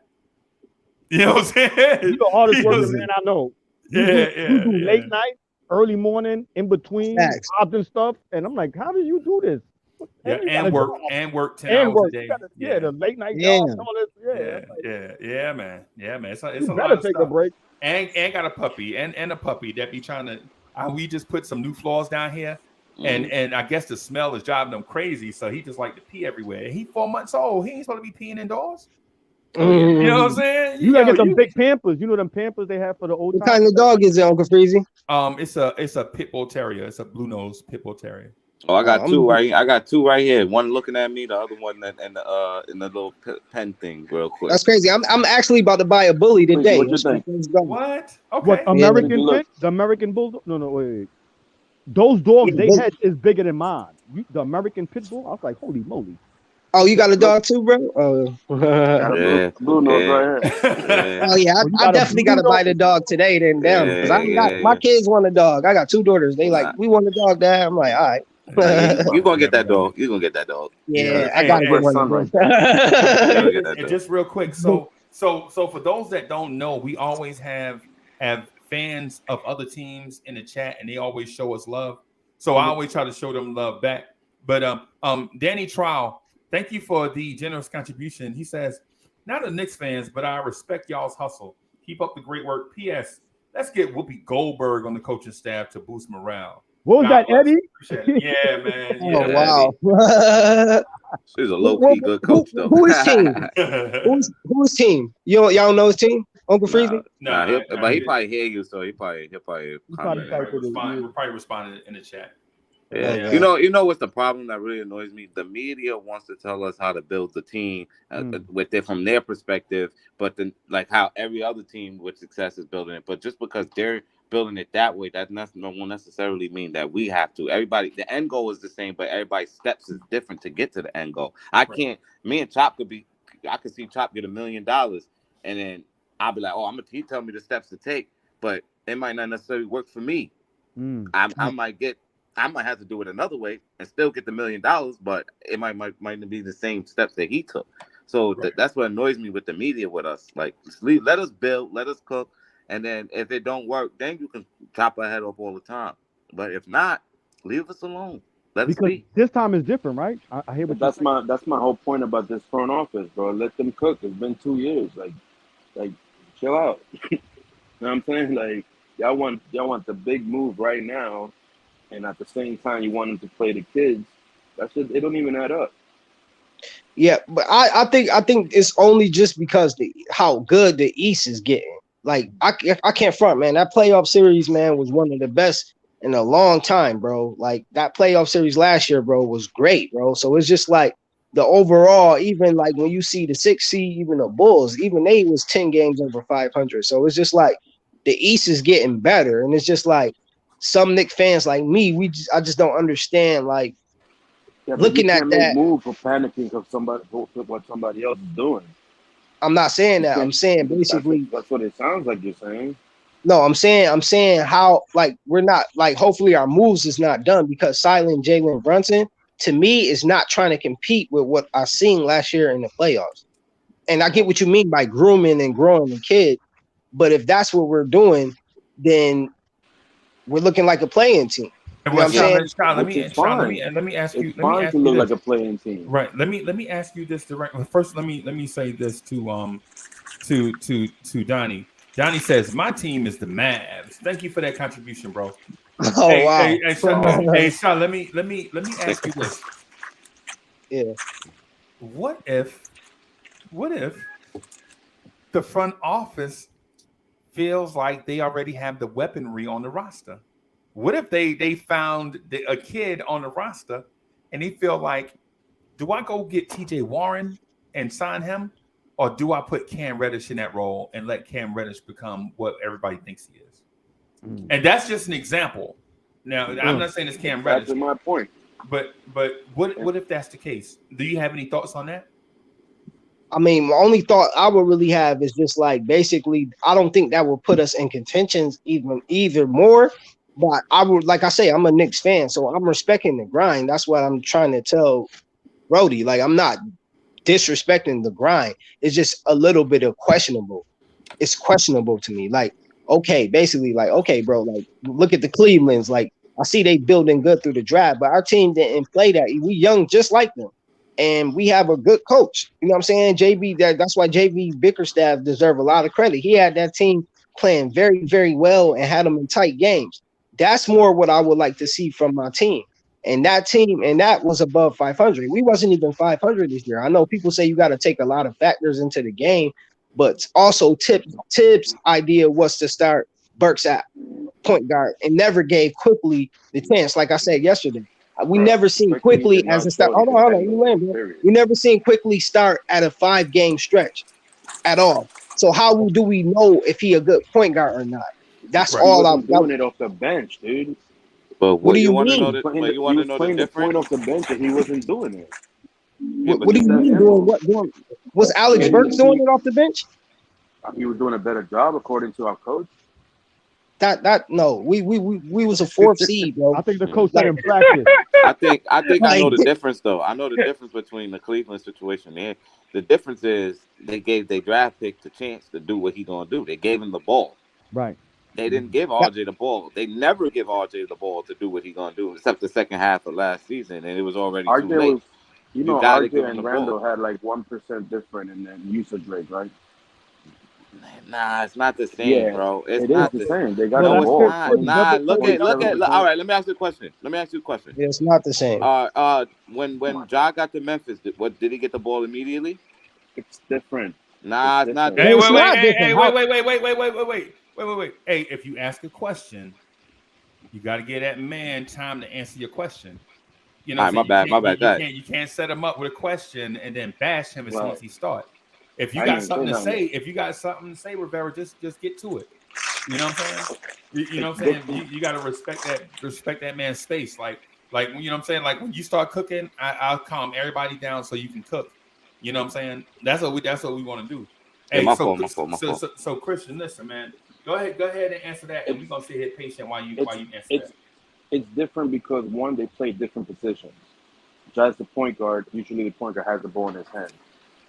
RJ is a small forward shooting guard. They usually don't have the ball in their hands, other than James Harden. But when James Harden was getting the ball at times, they literally called him a point guard. So, you know what I'm saying? It's a different position. You can't be like, oh, this guy's getting the ball when his job is to get the ball. Okay, I'll give you a better example then. OKC with Harden, correct? Right. His opportunity was he had to go get traded because you saw what he had, but he wasn't getting the opportunity because he had KD and Harden and Durant in front of him. But that's exactly why he got traded, because you already had two guys that needed the ball in their hands.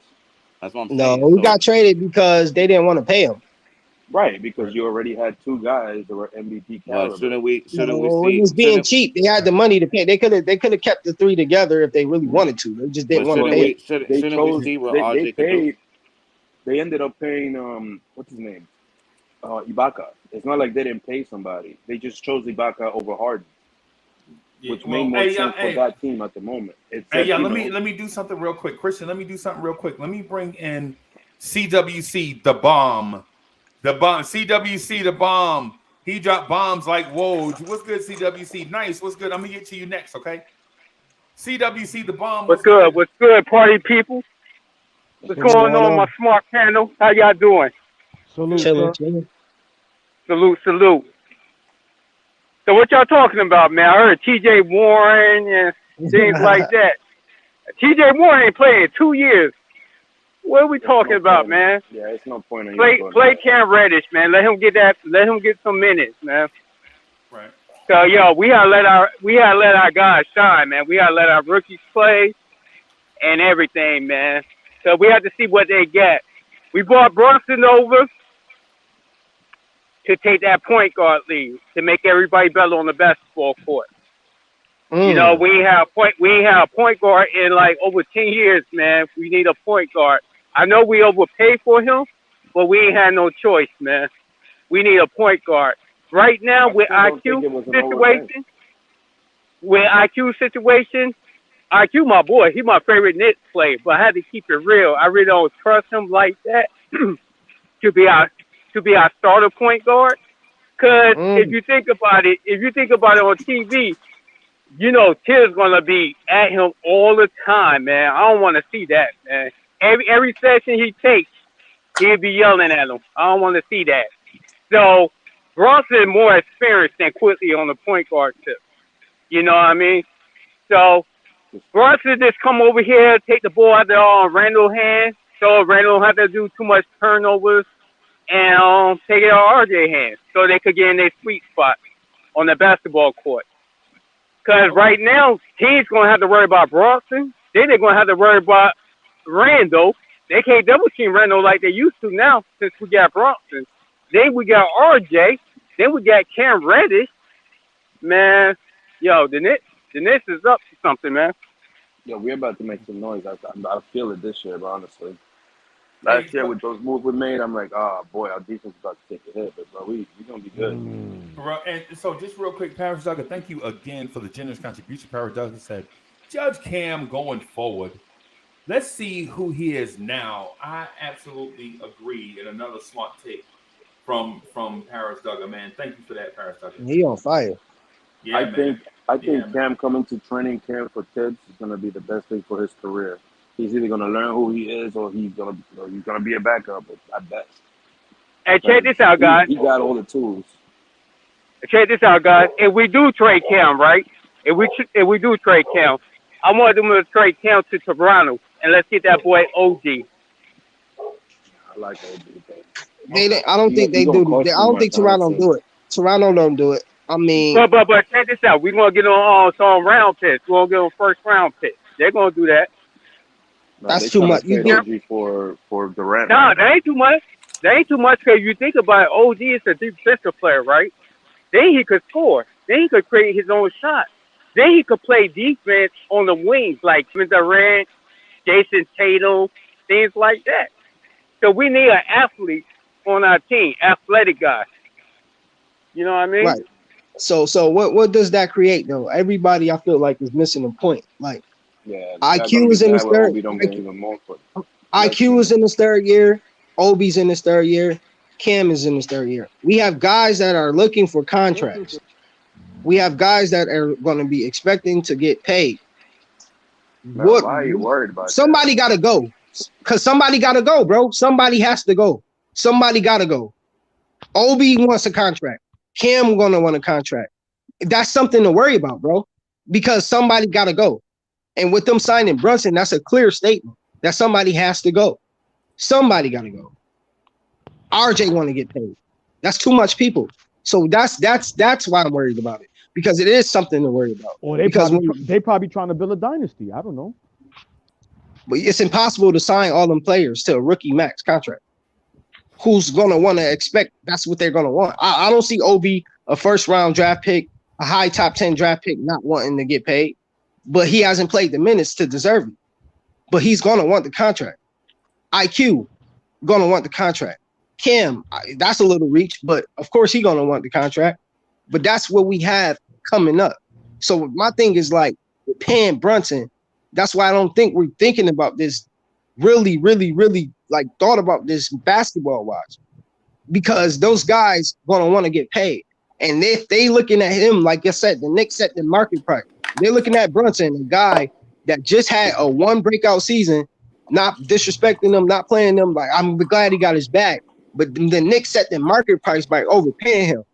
I don't see IQ, even if he comes to close to season as that. He's gonna want 100 mil too. That creates conflict. That's all I'm saying. Okay. Hey, so Chop. So I mean, I'm sorry, not Chop, but CWC. So OG Anunoby is on his rookie extension. He's making just over 17 million a year. Right? He's making he gonna get a contract too. Over 17 million a year, right? And I think he has about 3 years left on that contract extension. So he's got $55,928,571 left on his contract. He's making 11.29% of the Toronto Raptors salary cap. Are you willing to part with Cam Reddish and some type of salary match to get OG Anunoby? Or do you think that you just want him because of what he does on the floor? Is what he does on the floor worth you moving, say, future pieces?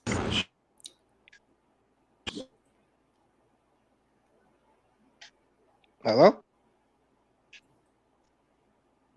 I think he disappeared. Yeah, but that's a good point, Freezy, because he gonna want to get paid too. You know what I'm saying? So that's just my whole thing. It's just like we got a lot of nice players, but I feel like their expectations from what from what Garland, like I said, the market, like even though the salary cap going up, but I feel like Darius Garland just set the market price for third-year rookie contract extensions, 190. Only player, and that's what players going to be expecting. Well, only player that should get that that's gonna probably get that is RJ. Everybody else, I don't think is gonna. Yeah, they're not gonna get that. And then they walk. They could kick rocks. They haven't shown they on that. Only player that's simple. Yeah, that's what I'm saying. That's the only. Everybody else, I don't think they're gonna. But I thought we gotta let the kids play though. We gotta let them play. Let them play to walk. Bro, you I'm just trying to make logical sense out of this. Talking about? You're making no sense. What do you mean? I'm saying if you said let them walk, like just let them go, but also let them play, that don't make sense. So just let them go right now. Oh my God, this guy. Nah, that's not what he said, bro. I don't yeah. No, that's it. So trade him or something.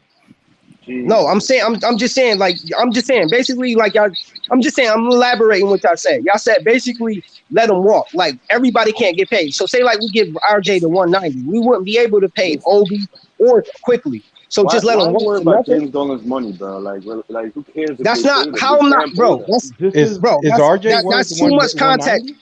That's too much context into going into what I didn't even bring up James Dolan, bro. I'm like that. saying, Like why you being very argumentative? I feel like you're being very argumentative with me, and I'm just giving my points, bro. I'm not worried. I'm not in his pockets. I didn't bring up his bank account. The reason why he came like that was because when you asked, you didn't give him a chance to finish. You know what I'm saying? Just give him a chance to finish, bro. We're gonna be here for a while. We're gonna be here for a minute, bro. You know what I'm saying? Hey, like Aaron Rodgers said, man, relax. Let my man finish. But Christian, listen, you can't cut him. You can't cut him off though, bro. Yeah, when Shy be saying something, you know what I'm saying? You be cutting me off too. That's what I'm saying. You just cut me off. Yeah, you're right. And I'm about to cut both of y'all you know off. What I'm saying? Oh. Yeah. I'm saying just we gonna be here for a minute, man. I respect y'all opinions, man, and I actually want to hear what it is that y'all have to say. But when y'all talk over each other, you know what I'm saying? I just can't hear what he's saying. What Shy is saying is how you gonna pay all these people? Right. And what I'm saying is you're gonna have to let we can't. Let him finish. Go ahead, Uncle Freezy. Yeah. So what Shy said is somebody is gonna walk. right?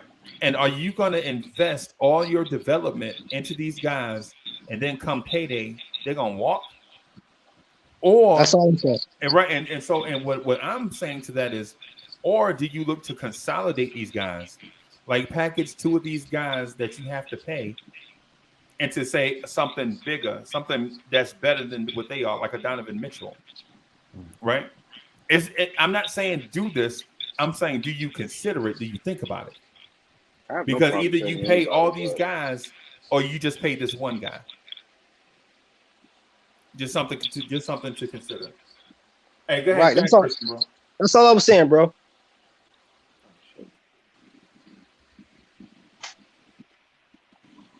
Adele Hello? Chapman says, Adele Chapman, thank you for the generous contribution. Adele Chapman says, Mob Deep style, survival of the fittest with the kids. Hey, Christian, you still there, right? I can't hear him. Hold on. Are we all looking at them at these guys for what they are now versus what they could be? Because I feel like we're looking at them for what they are now and say, I wouldn't do this and I wouldn't do that. But if we give them a chance to do it, we probably would change our tune, our opinion on it, because we don't know. Like people saying, I'm not giving RJ the 190. How would you know? You got to give it to him once. If he plays up to the next level next year, you're going to give it to him, and he's going to demand it. So we can't say just because what they are now, that we don't know 10 years from now. We don't know 2 years from now. We don't see their whole career to say what they're going to be. We're only looking at it from face value. I think that I wouldn't pay anyone until they show that, or if they contract yet. So RJ, sorry, this summer you're not getting it. Once you show next year, you take that next step, then you get it. Obi, same way. Cam, same thing, and vice versa, and et cetera, et cetera. Because there's no way that we could say that I'm not giving somebody this just because we're looking at it for what they are now versus what they develop into. Yeah, I'm not necessarily saying that. I'm just looking at, like, just like the reality of the NBA. I'm just like Jalen Brunson. Like, when you in your last year of your contract and you see guys getting the bag, you play, what I mean? You show up, man. You show your ass off. You know what I'm saying? Because money, I guess it drives people. So, but that's respectable. You know what I'm saying? Because if you see these cats, your peers getting the bag, why not get the same bag? So I don't want the people to, like, again, with Jalen Brunson, I'm not criticizing his money. I'm just saying I feel like the Knicks is setting the market price for our younger guys that's in their third contract. At the end of the day, Jalen Brunson got $100 million contract. And also Darius Garland just signed, he was in his third year and going on his fourth year. So I feel like when certain NBA players, they set the market price. He got 190, bro, but he was an all-star. So that's what I'm saying. Well, everybody get I overpaid. could dig what you're saying. So I don't think Darius Garland got overpaid. I think he deserved that because he was an all-star and his team, they was 500, over 500. So he deserved that. And he had a lot of Callie Starkson went out, he got hurt, and he stepped up and he led his team over 500. So he deserved it, everything he got. I mean, he was awesome. All right, Nice. What's good, Nice? How you doing, man? Hey, how's everybody doing in the panel? Hey, salute to you, Freezy. What up, D Nice? Salute to you, Gunner. Like, Nice, you make salute. sense, bro. And if there's something lovely of being a Knicks fan right now, bro, we gotta embrace it, because right now I'm seeing something, and I'm seeing something special. Freezy, just because I'm not as usual here 24/7, I'll be listening.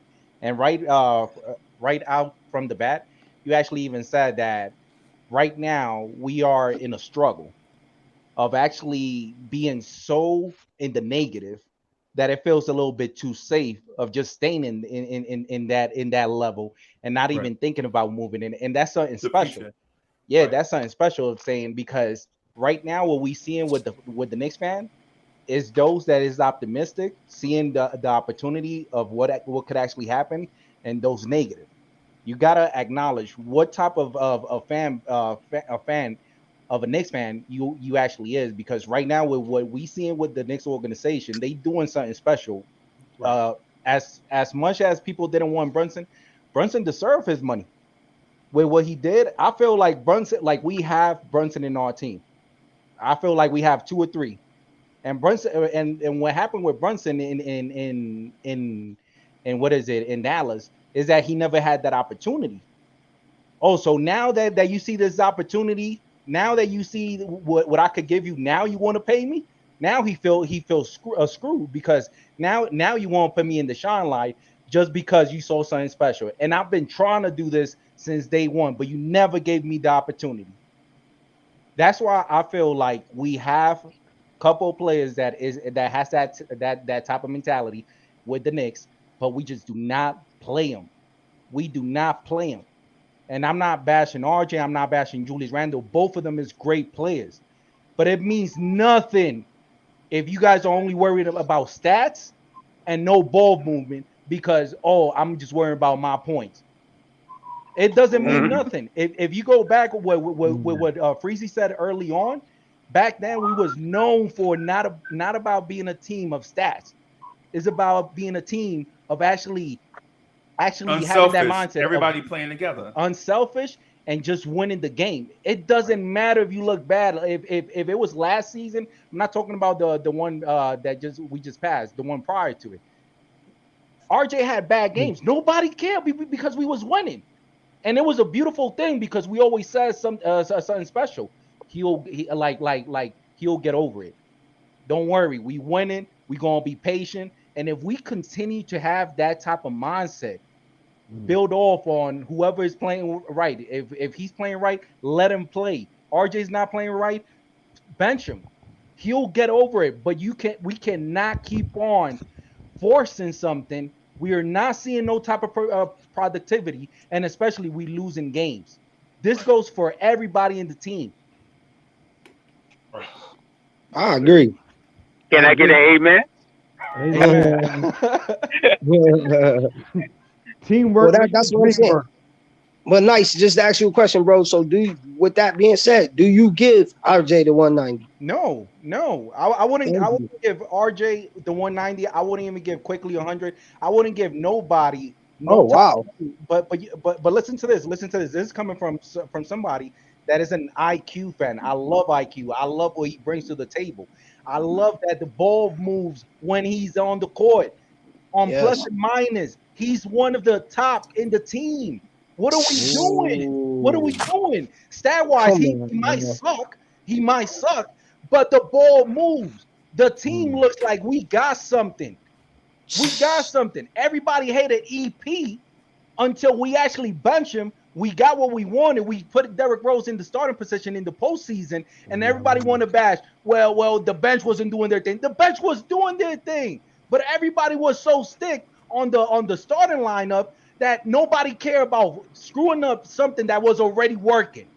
Facts. We should have definitely re-signed Elfrid Payton. He did not. Oh hell no. CW. Let me tell you this. He's a fourth seed. He's a fourth seed. Hey, hold on, y'all. Let him finish. Let him finish. We was a fourth seed with him, bro. We was a fourth seed. That's you got a fourth seed. Bro, I'm with you. I'll say it this way. If we are not gonna sign somebody that contribute the same thing that EP is doing and bringing something better offensively, we shouldn't be thinking about moving him because look what we have with Kemba Walker. Exactly. We thought we were offensive minded. Instead of a pure point, Elfrid Payton, no matter what nobody said, he was getting kids in their spots. And that's what a point guard do, bro. No, hold on. Stop the break. Let CWC. CWC, you got a CWC bomb you about to drop? Yeah. First of all, here we go. First of all, with Peyton, he was passing the ball to Randall every possession he get. He wasn't passing the ball around to get the other players involved. And first of all, when Peyton on the court, they were playing 5-on-4 because Peyton couldn't shoot. Then he could have taken it to the hole, but he wasn't finishing at the hole like that. So what he was doing, he was shooting up brick. People were like, he can't shoot. So we're like 5-on-4. And that's what the front office saw. So that's why they got a well, Kemba wasn't an upgrade, but that's why they got a Brunson, man. Can I say something real quick? I want to say something real quick to CWC. CWC, even though I do agree with you to a certain extent, just think about it this way. Was EP a liability on defense? Yes or no? No, he was good. He was good on defense. Okay, but so offense why are we focusing? Why are we focusing Oh, on we what he needed wasn't doing? points. We But needed points. all right, and we got it with Kemba, and look what happened. And we was a fourth That's seed. what I was saying. That's what It was Oh, my worse. God. But CWC, it was worse having Kemba. It was worse because he couldn't defend. So it doesn't matter. I never if he said makes- that though. I never said that. I know, but I'm making a point. It doesn't matter if we make points. We can make 2 points, but it doesn't make no type of sense if the other opposite team is making 6 or 8 for our 2 points. Because we can't So who defend. want to see? But who want to see that all through the game? Nobody want to see that. That's trash ball, man. We want to see some scoring, man. So you don't care about being man. a fourth seed? We have to put some buckets. We have to put some buckets up CWC, there. hold on, CWC, you got feedback coming out your mic, bro. You got headphones on, right? No, I got my JBL, baby. Okay. So It's a speaker. It's a speaker. Yeah, no, it's not me. Okay. Somebody has some feedback, man. We got to make sure that when somebody talking, just mute your mic while somebody else is talking, and then that way we won't get that crazy feedback coming through the thing. Go ahead, CWC. No, like I'm saying, like, yo, they took a risk on Kemba. They took a risk on Peyton. Now we got Brunson. He could play a little bit. He could play a little bit of defense. He's not all that good on defense. But guess what? He gives you offense. Then the opponent's going to have to worry about Brunson now. They can't double team Randall no more. They can't double team RJ. They have to worry about that point guard that we have. That's all I'm saying. CW, all right, Jack. First of all, Jack. Who's double teaming RJ? Nah, don't do that. I've seen it quite a few times. Don't do that. Excuse me. I just asked a legit question. A lot of people double RJ. Look at the game. A lot of people double Randall too. I agree with that. I didn't say Randall. I just said RJ. I didn't bring up Randall. That's what I said. RJ. That's all you have to do. That's all you have to do, baby. Google it up. Google it up. Don't do that. Don't do that. Don't do that. So my inconvenience bro. He's never been a threat to be double teamed, bro. He does get double teamed, but when he does get double teamed, but when he does get double teamed, pass the freaking ball. Why are you taking all these layup in a way that you don't even hit the rim and start acting like, oh, I should have passed. You should have passed it the first place. You already got double team. Somebody is wide open. Like, we gotta stop. Like this like right now, Knicks sucks so bad that any play that looks good is a superstar. That's how sad we're looking. That's how I agree, nice. I agree, bro. I've been saying this for all day, bro. My whole thing, bro, is like, CW, you not like, I get what you're saying, but you're not impressed like with being a fourth. Like, his result was a 4th seed. Like, that didn't make you happy, like, because you said offensively we didn't need that from him. Like, we the points made up from RJ. Mitch got way more. Mitch had a breakout season when he's with off of Payton. Like, it's a lot of things that play factor with EP. You know what I'm saying? Because I feel like you say, like, offensive license Orlando, he never been that, so I didn't never expect that from him. But the results I seen from him, we don't know. I seen a little leadership in him. It's a lot of things that affected our team this year that I feel like EP contribute to, that made us a 4th seed. No matter what, that was the result. That was the end results. Yeah, but I never say he didn't contribute. I didn't never say he didn't contribute. The reason we got the 4th seed, now let's keep it real. The reason we got the 4th seed, because a lot of superstars hurt in the league. You know what I'm saying? And then we ain't had nobody in the arenas. So come on now. Don't discredit our team. I ain't discredit. I'm keeping it gangster. I'm keeping it real. Come on now. Everybody see it. Million people see it around the world. The reason we got that 4th seed, a lot of teammates was hurt. A lot of superstars was hurt on the team. I disagree. Me too. Atlanta, and nobody see Atlanta came out of nowhere once they fired their coach, and they made it to a 5th seed. So I disagree with that. And you know, some of ATL guys were hurt. What are you talking about? That's my point. They still made it to a 5th seed. Once they got Nate McMillan, they made it to a fourth. Nobody seen that coming. Nobody. That's why I keep on saying that it has nothing to do with one particular player, because once he's hurt, it's next man up. It's not that don't about mean nothing. It's not about a player. It's about team effort. That's why Taj Gibson, bro. Taj Gibson was doing his thing when we got that 4th seed, and a lot of people writing him off. But that old cat started playing even better than the young cats. And people every single time that we had that conversation, people was like, yeah, we can't say nothing about that. Like, this dude was always getting on the floor, fighting for that ball, fighting for that rebound. It reminded me of Dennis Rodman. Come on, man. Like, if we have players like that, let them ball out. They have the heart. They want to win, but it doesn't mean nothing, nada. If there's a player that wants to take like 20, 30 shots and only making 25%. But nice. I agree with a lot of things that you're saying, but let's be honest. 4 of the teams in our conference got better in our division. All of them. So we still would have been last in our division, regardless. We would not have been, even if we kept EP and kept that same team. Bullock, everybody. So I have a question for you, Kendall. I disagree.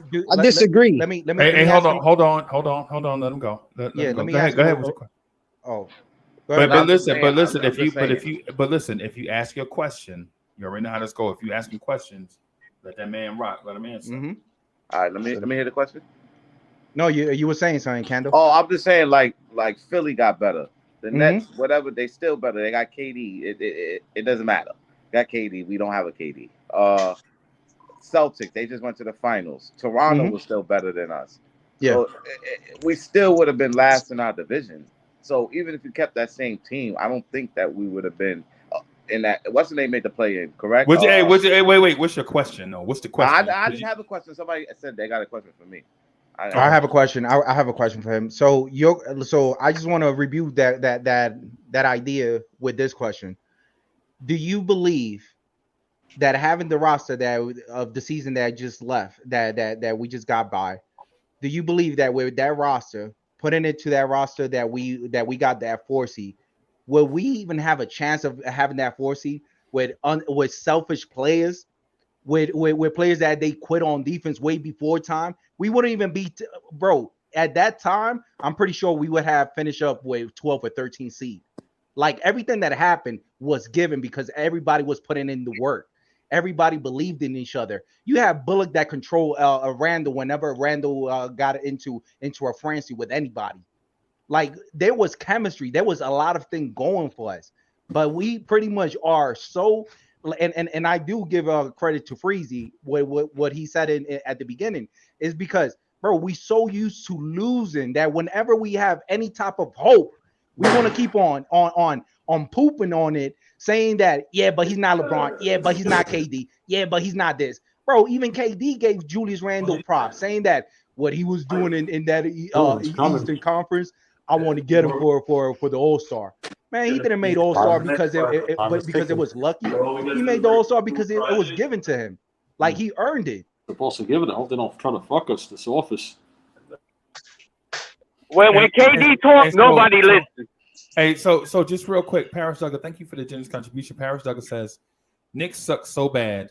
Oh my God! Wins don't happen if you suck. And I agree, man. 37 wins is not a team that sucks. 37 wins average is a team that can knock off a bunch of people, but have some type of internal struggle, whether it's injuries or whether it's them being young or whatever. They have some type of internal struggle that they can't get over to get to 40 wins. Right? But just real quick, just wanted to keep this on the. Just wanted to bring this on the court, right? On lower. It's fucking hot, right? Hey, Danny, I'm gonna mute you right quick while you doing. Hey,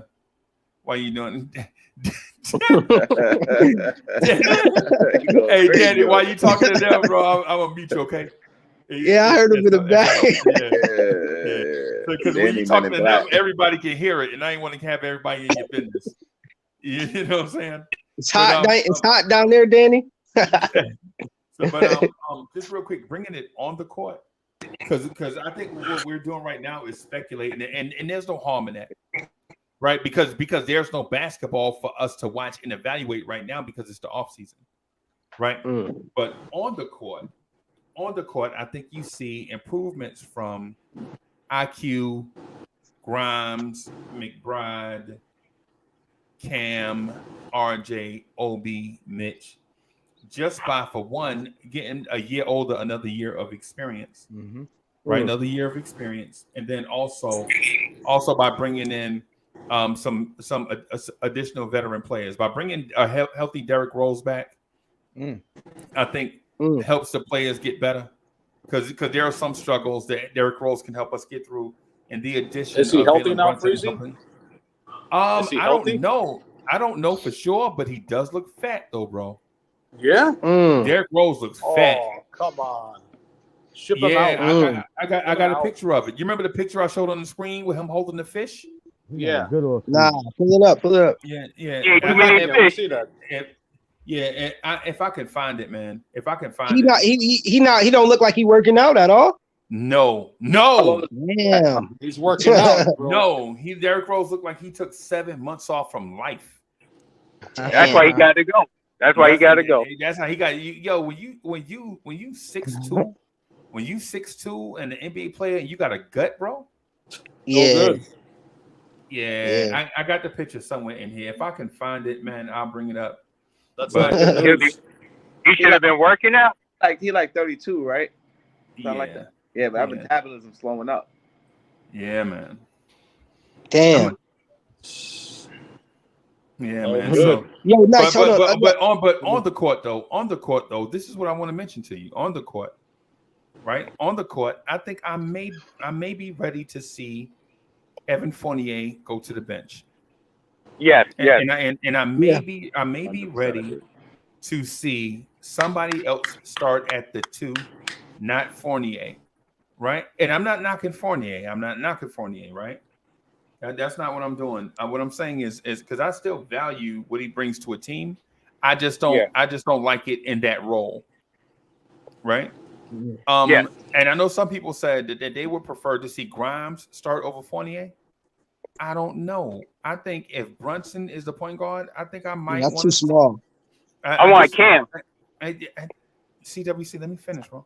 What I'm saying is I would personally like, and I know y'all are not gonna like this, I would like to see the Toronto Raptors style backcourt of a Kyle Lowry, Fred VanVleet. I would like to see Jalen Brunson and Emmanuel Quickly in a backcourt together, right? With RJ, Randall, and Mitch. And what that does is it puts 2 primary ball handlers on the floor at the same time, so that you can't double team Julius at all, right? The paint won't be clogged. RJ Barrett has driving lanes, right? And you have 2 guys that can find Mitchell Robinson, so that Mitchell Robinson can raise his usage rate, so that Mitchell Robinson can be a more impactful guy in the paint. Because if Mitch is dunking down low, if Mitch is averaging 13, 14, 15 points a game in the paint, that means the defense sags more towards Mitch. And now RJ Barrett, Julius Randle, Emmanuel Quickly get those few more milliseconds to get that 3-pointer off, right? And if they get more time to knock down the 3, then you see their 3-point percentages go back up to where it was 2 years ago, as opposed to what it was last year when nobody respected the Knicks scoring down low. Well, I like it. I ain't gonna lie, I like it, but then that's why I would be mad, because I was like, okay, why just not put Quickly at the 1? Even though I'm over it, but that's what I'm just saying, because like I understand what you mean by the ball handling part, but that's just my question I gotta ask them. Nice. Like, okay, like if you in your third, I ask this to the panel often, but you wasn't here. If you in your third rookie year of your contract, right? I feel like, you know where I'm going, Uncle Frizzy. Darius Garland, Darius Garland just set the market price, right, for $190. Yep. So what if say like, this is just a what if. What if IQ, right? Knowing that, look at that like, okay, that boy just got the bag. I'm also in my third year. What if he go on to a season and have a 21-10 game, but we just paid Jalen Brunson $100 million? What do you do? I truly believe that. Right, but hold on. The whole point was on the floor, and you got back to talking contracts. Oh, we talking about the stuff that's happening on the floor because the contract stuff. None of we can't. And Brunson got the bag already. Ain't nothing we can do about that. But if we talking about on the floor, if we talking about on the floor, like I pulled up the numbers, I showed y'all what the numbers were for the Knicks backcourt. Remember, I had been showing it all off season how terrible the backcourt was scoring and passing. How you elevate, how you correct a deficiency, right, is by addressing it straightforward, right? The Knicks were 30th last year in assists, right? And the Knicks backcourt shot 40% from the floor, 37% from three, right? And so what you do is you take the non-playmakers off the floor, right? You take the Fournier and say the Fournier and the Grimes off the floor and play them in roles that benefit them, right? Spot up shooters, limited playmakers, right? And you put more ball handling, playmaking on the floor. That way, when you take out Randall and you insert Obi is free to play in a more fluid offense, right? Randall is free to play in a more fluid offense that has more cutting to the basket, shooters relocating, double teams coming, Randall see where they're coming from, your teammates calling out the double team when it's coming. You reverse the ball to the opposite side. Now you have Emmanuel quickly in a wide open corner for three. I would take that all day long, right? Say RJ Barrett doesn't cut. Say quickly flashes to the paint. RJ relocates to the wing. The double team come. RJ Barrett relocates to the corner. You kick it out to RJ Barrett in the corner for a wide open three. I would take that, right? Emmanuel quickly calls Mitch up top for the pick and roll. Mitch sets the screen, rolls to the basket. The man in drop coverage doesn't drop. He presses to stop Mitch, right? You throw the lob to RJ Barrett. Sure, he's not going to catch the lob and dunk it. He'll catch the ball, come down, and then go back up and put it in. I'll take RJ Barrett with a one-man contest at the basket as opposed to RJ Barrett at the basket being contested by three people. Right? Right. And if they sag, if the man in the corner sags to RJ to prevent RJ from catching the lob, guess what happens? The dude that rotated to the corner, Jalen Brunson, gets a wide open three in the corner. Right? These are the basketball stuff. This is the basketball stuff that I'm talking about. Is it gonna happen like this ideally? Is it ideally gonna be like this? Oh, you know what I'm saying, over and over during the course of the season? No. Because teams are going to make adjustments. They'll show one thing and do something else, and you got to make a split-second decision and all this stuff. But what I just mentioned to y'all seems like it's a flowing system, right? You see how it's a flowing system, right? And then if you take out RJ, you don't play Fournier in the backcourt. You play Fournier at the three now, right? You play Fournier at the three. Right, you play Cam at the two because Cam is a primary ball handler, and you have Brunson, Cam in the backcourt being playmakers. Right, Fournier at the three. Right, Cam sets up the pick and roll with Mitch. Right, Jalen Brunson flashes to the basket. They cut off Mitch. Now I kick the ball out to a corner. Guess who's over in the corner? Evan freaking Fournier. With a wide open three. Would y'all take Evan Fournier shooting wide open threes? Yes. Yeah. Yes.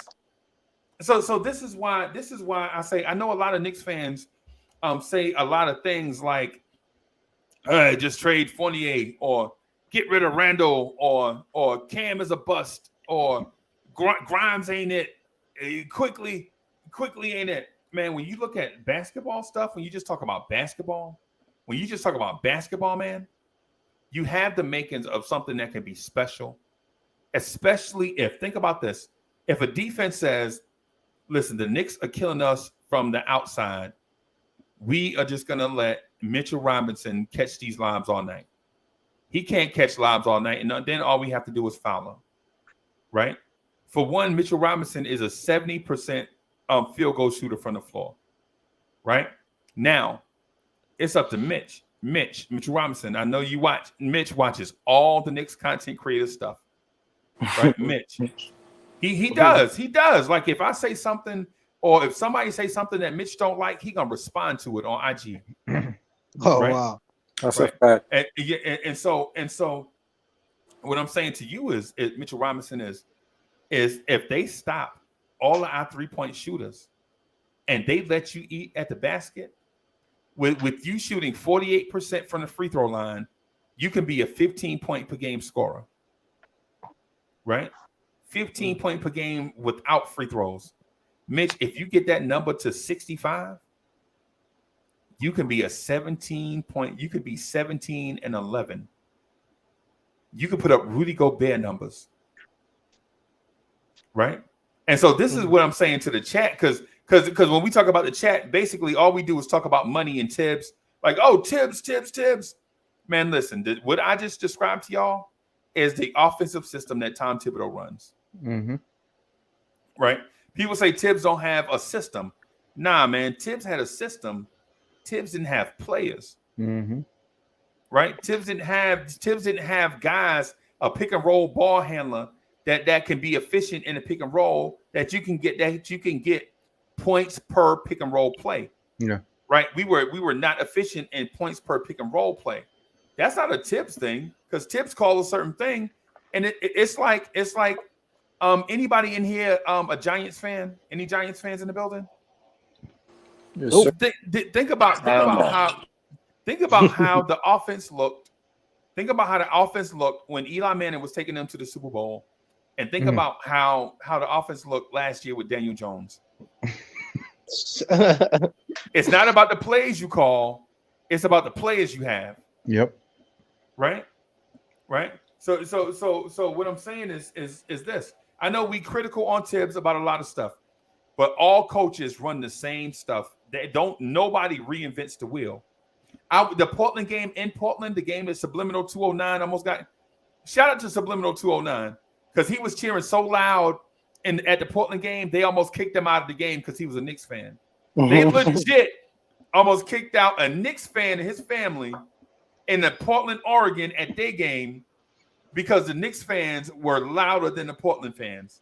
So shout out to Subliminal 209, the host of the Knicks after party, right? But during that game, that Saturday afternoon, Chauncey Billups ran the same plays that Tom Thibodeau ran. Like Tibbs would run it on his end, and Chauncey Billups would run that same play on his end, right? Because you know why? You know why? Because Chauncey Billups is smart, right? He's got a young team. He said, "This is how you defend this, and we're going to come down and run the same thing."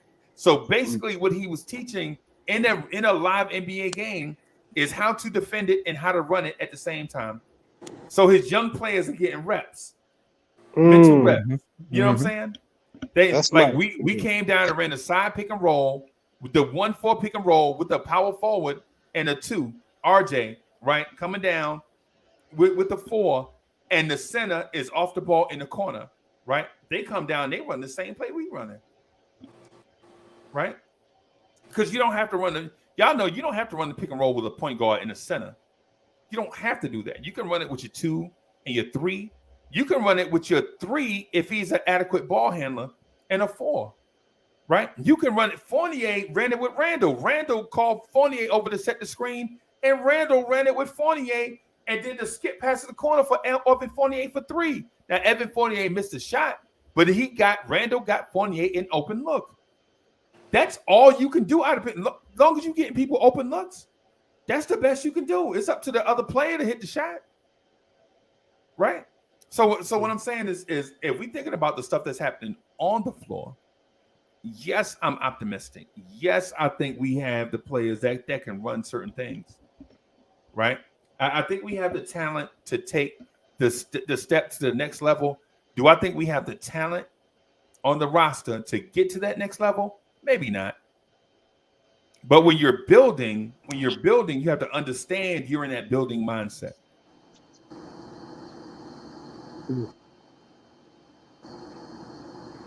Danny, you look like you want to chop my head off, Danny. Hey man, what about Quickly? Am I too much in love with Quickly, or do I not? Yeah. I love Quickly. No, he's good, bro. I'm just disappointed with Derrick Rose, bro. To be honest, that's terrible. That's no good, man. Man. Crazy. You know what I'm gonna say about Quickly? I feel like the Knicks organization, they already have their eyesight on the player that they always wanted.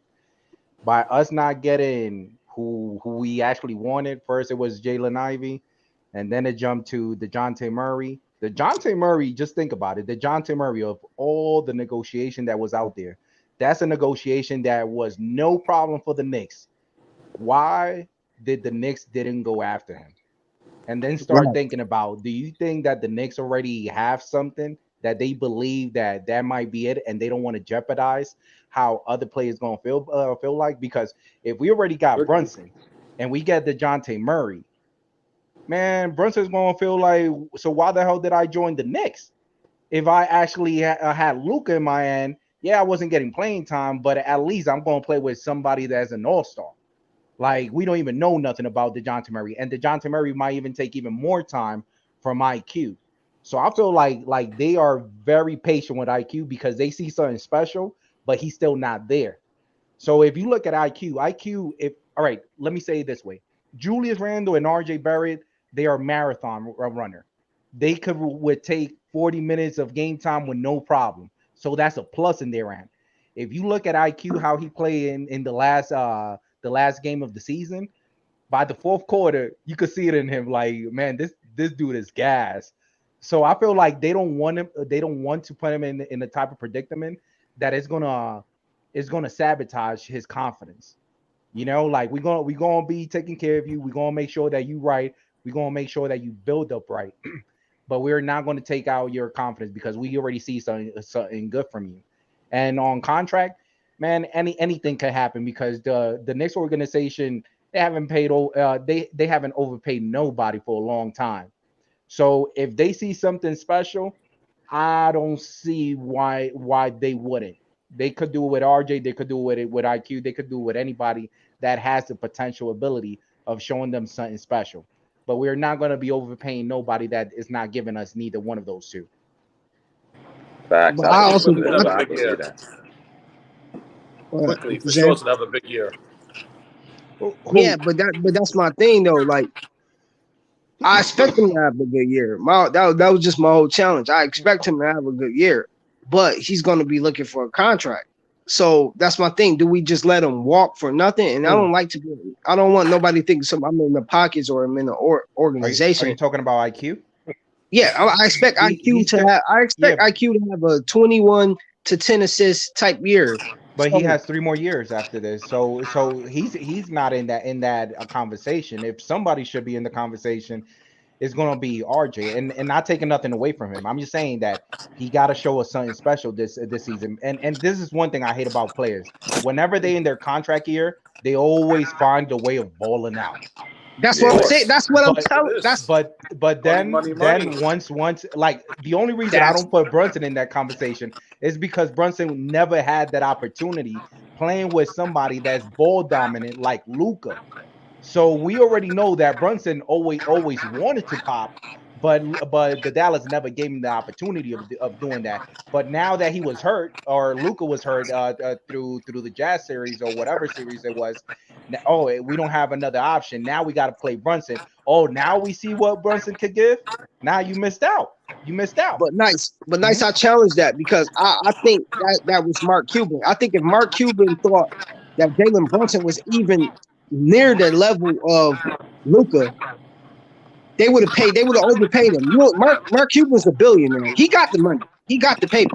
Don't think he ain't got the money. He got the money. Mark Cuban, he wasn't predicting Luka going down in that series. So I'm saying that. But just think about it this way: if Luka started balling out in the postseason, hasn't got injured, we wouldn't even have a glimpse of Brunson. We already knew what he could give on here and there on the regular season, but here and there is not enough. Now the postseason, that was the main reason that Brunson stock elevated, because now you're talking about a player that doesn't fold on the postseason. That's literally what happened with us when we got to the 4th seed. we have two main players, Julius Randle and RJ, folding in the postseason. And I'm not saying that that's what's going to be their identity. There's many players that they fold the first or the second season because they don't have that experience. Right. But for you seeing a player first time going to the postseason and did not fold, man, you know that he's something special. Yeah. Hey, guys, just real quick. So we got about 5 minutes left that I want to rock. So I want to just say this real quick. Make sure you guys tune in tonight for the Knicks at Night podcast. I'll be joined by YouTuber extraordinaire Uncle Alchemy. He's a Golden State Warriors content creator. Make sure you tune in. Make sure you guys tune in for that. We're going to ask a lot of questions. Is Kevin Durant in consideration to Golden State? I'm reading rumors right now. Kevin Durant to Miami is just about a done deal. Wow. But we'll ask him. But we'll ask about the possibility. Right. And we so, is not getting better, man. I'm sorry, Uncle Fuji, man. Oh my God. Yeah. Let me do this real quick because I'm gonna wrap up. I'm gonna just do this real quick so I can. So we're gonna make sure you guys tune in tonight for the Knicks at Night podcast. We're trying to do something special for everybody. We're gonna try to do it like 7 days a week. We're gonna try to crank it out that 7 days a week. This Knicks morning drive 7 days a week. We're just gonna try to rock. I appreciate everybody coming through. Sha, Christian, Ron, CWC, Mr. Rivera, Nice, Danny Landis. Everybody, man, appreciate y'all for coming through. We're gonna rock tonight at 11. Something special for you guys. We got some other stuff, some other stuff on the horizon. Trying to work out a thing with the Oklahoma City Thunder YouTube contributor, with the Detroit Pistons guy. Trying to work on that. And I think I may be able to get a Brooklyn Nets guy. He's been talking trash to me about how much we suck. Maybe we can get him to come on the show and say that to our face. You know what I'm saying? Maybe we can get him to come on and say that to our face. So those things in the works. Maybe it'll work out, maybe not. But for sure, Uncle Alchemy will be here tonight on the Knicks at Night podcast. Again, Sha, thank you. Nice, thank you. Danny Landis, thank you. Kendall Rivera, Christian, big boy, come back, man. I don't know what happened. I don't know if your phone died or whatever it is, man. CWC, Knicks Boulevard. Thank you for coming out. CJ, thanks for coming out, hanging out with us, man. Make sure you guys come back. I'm gonna wrap up here so I can do some post-production stuff and some pre-production stuff for that show. I'll see y'all tonight, 11 o'clock on the Knicks at Night podcast. Peace.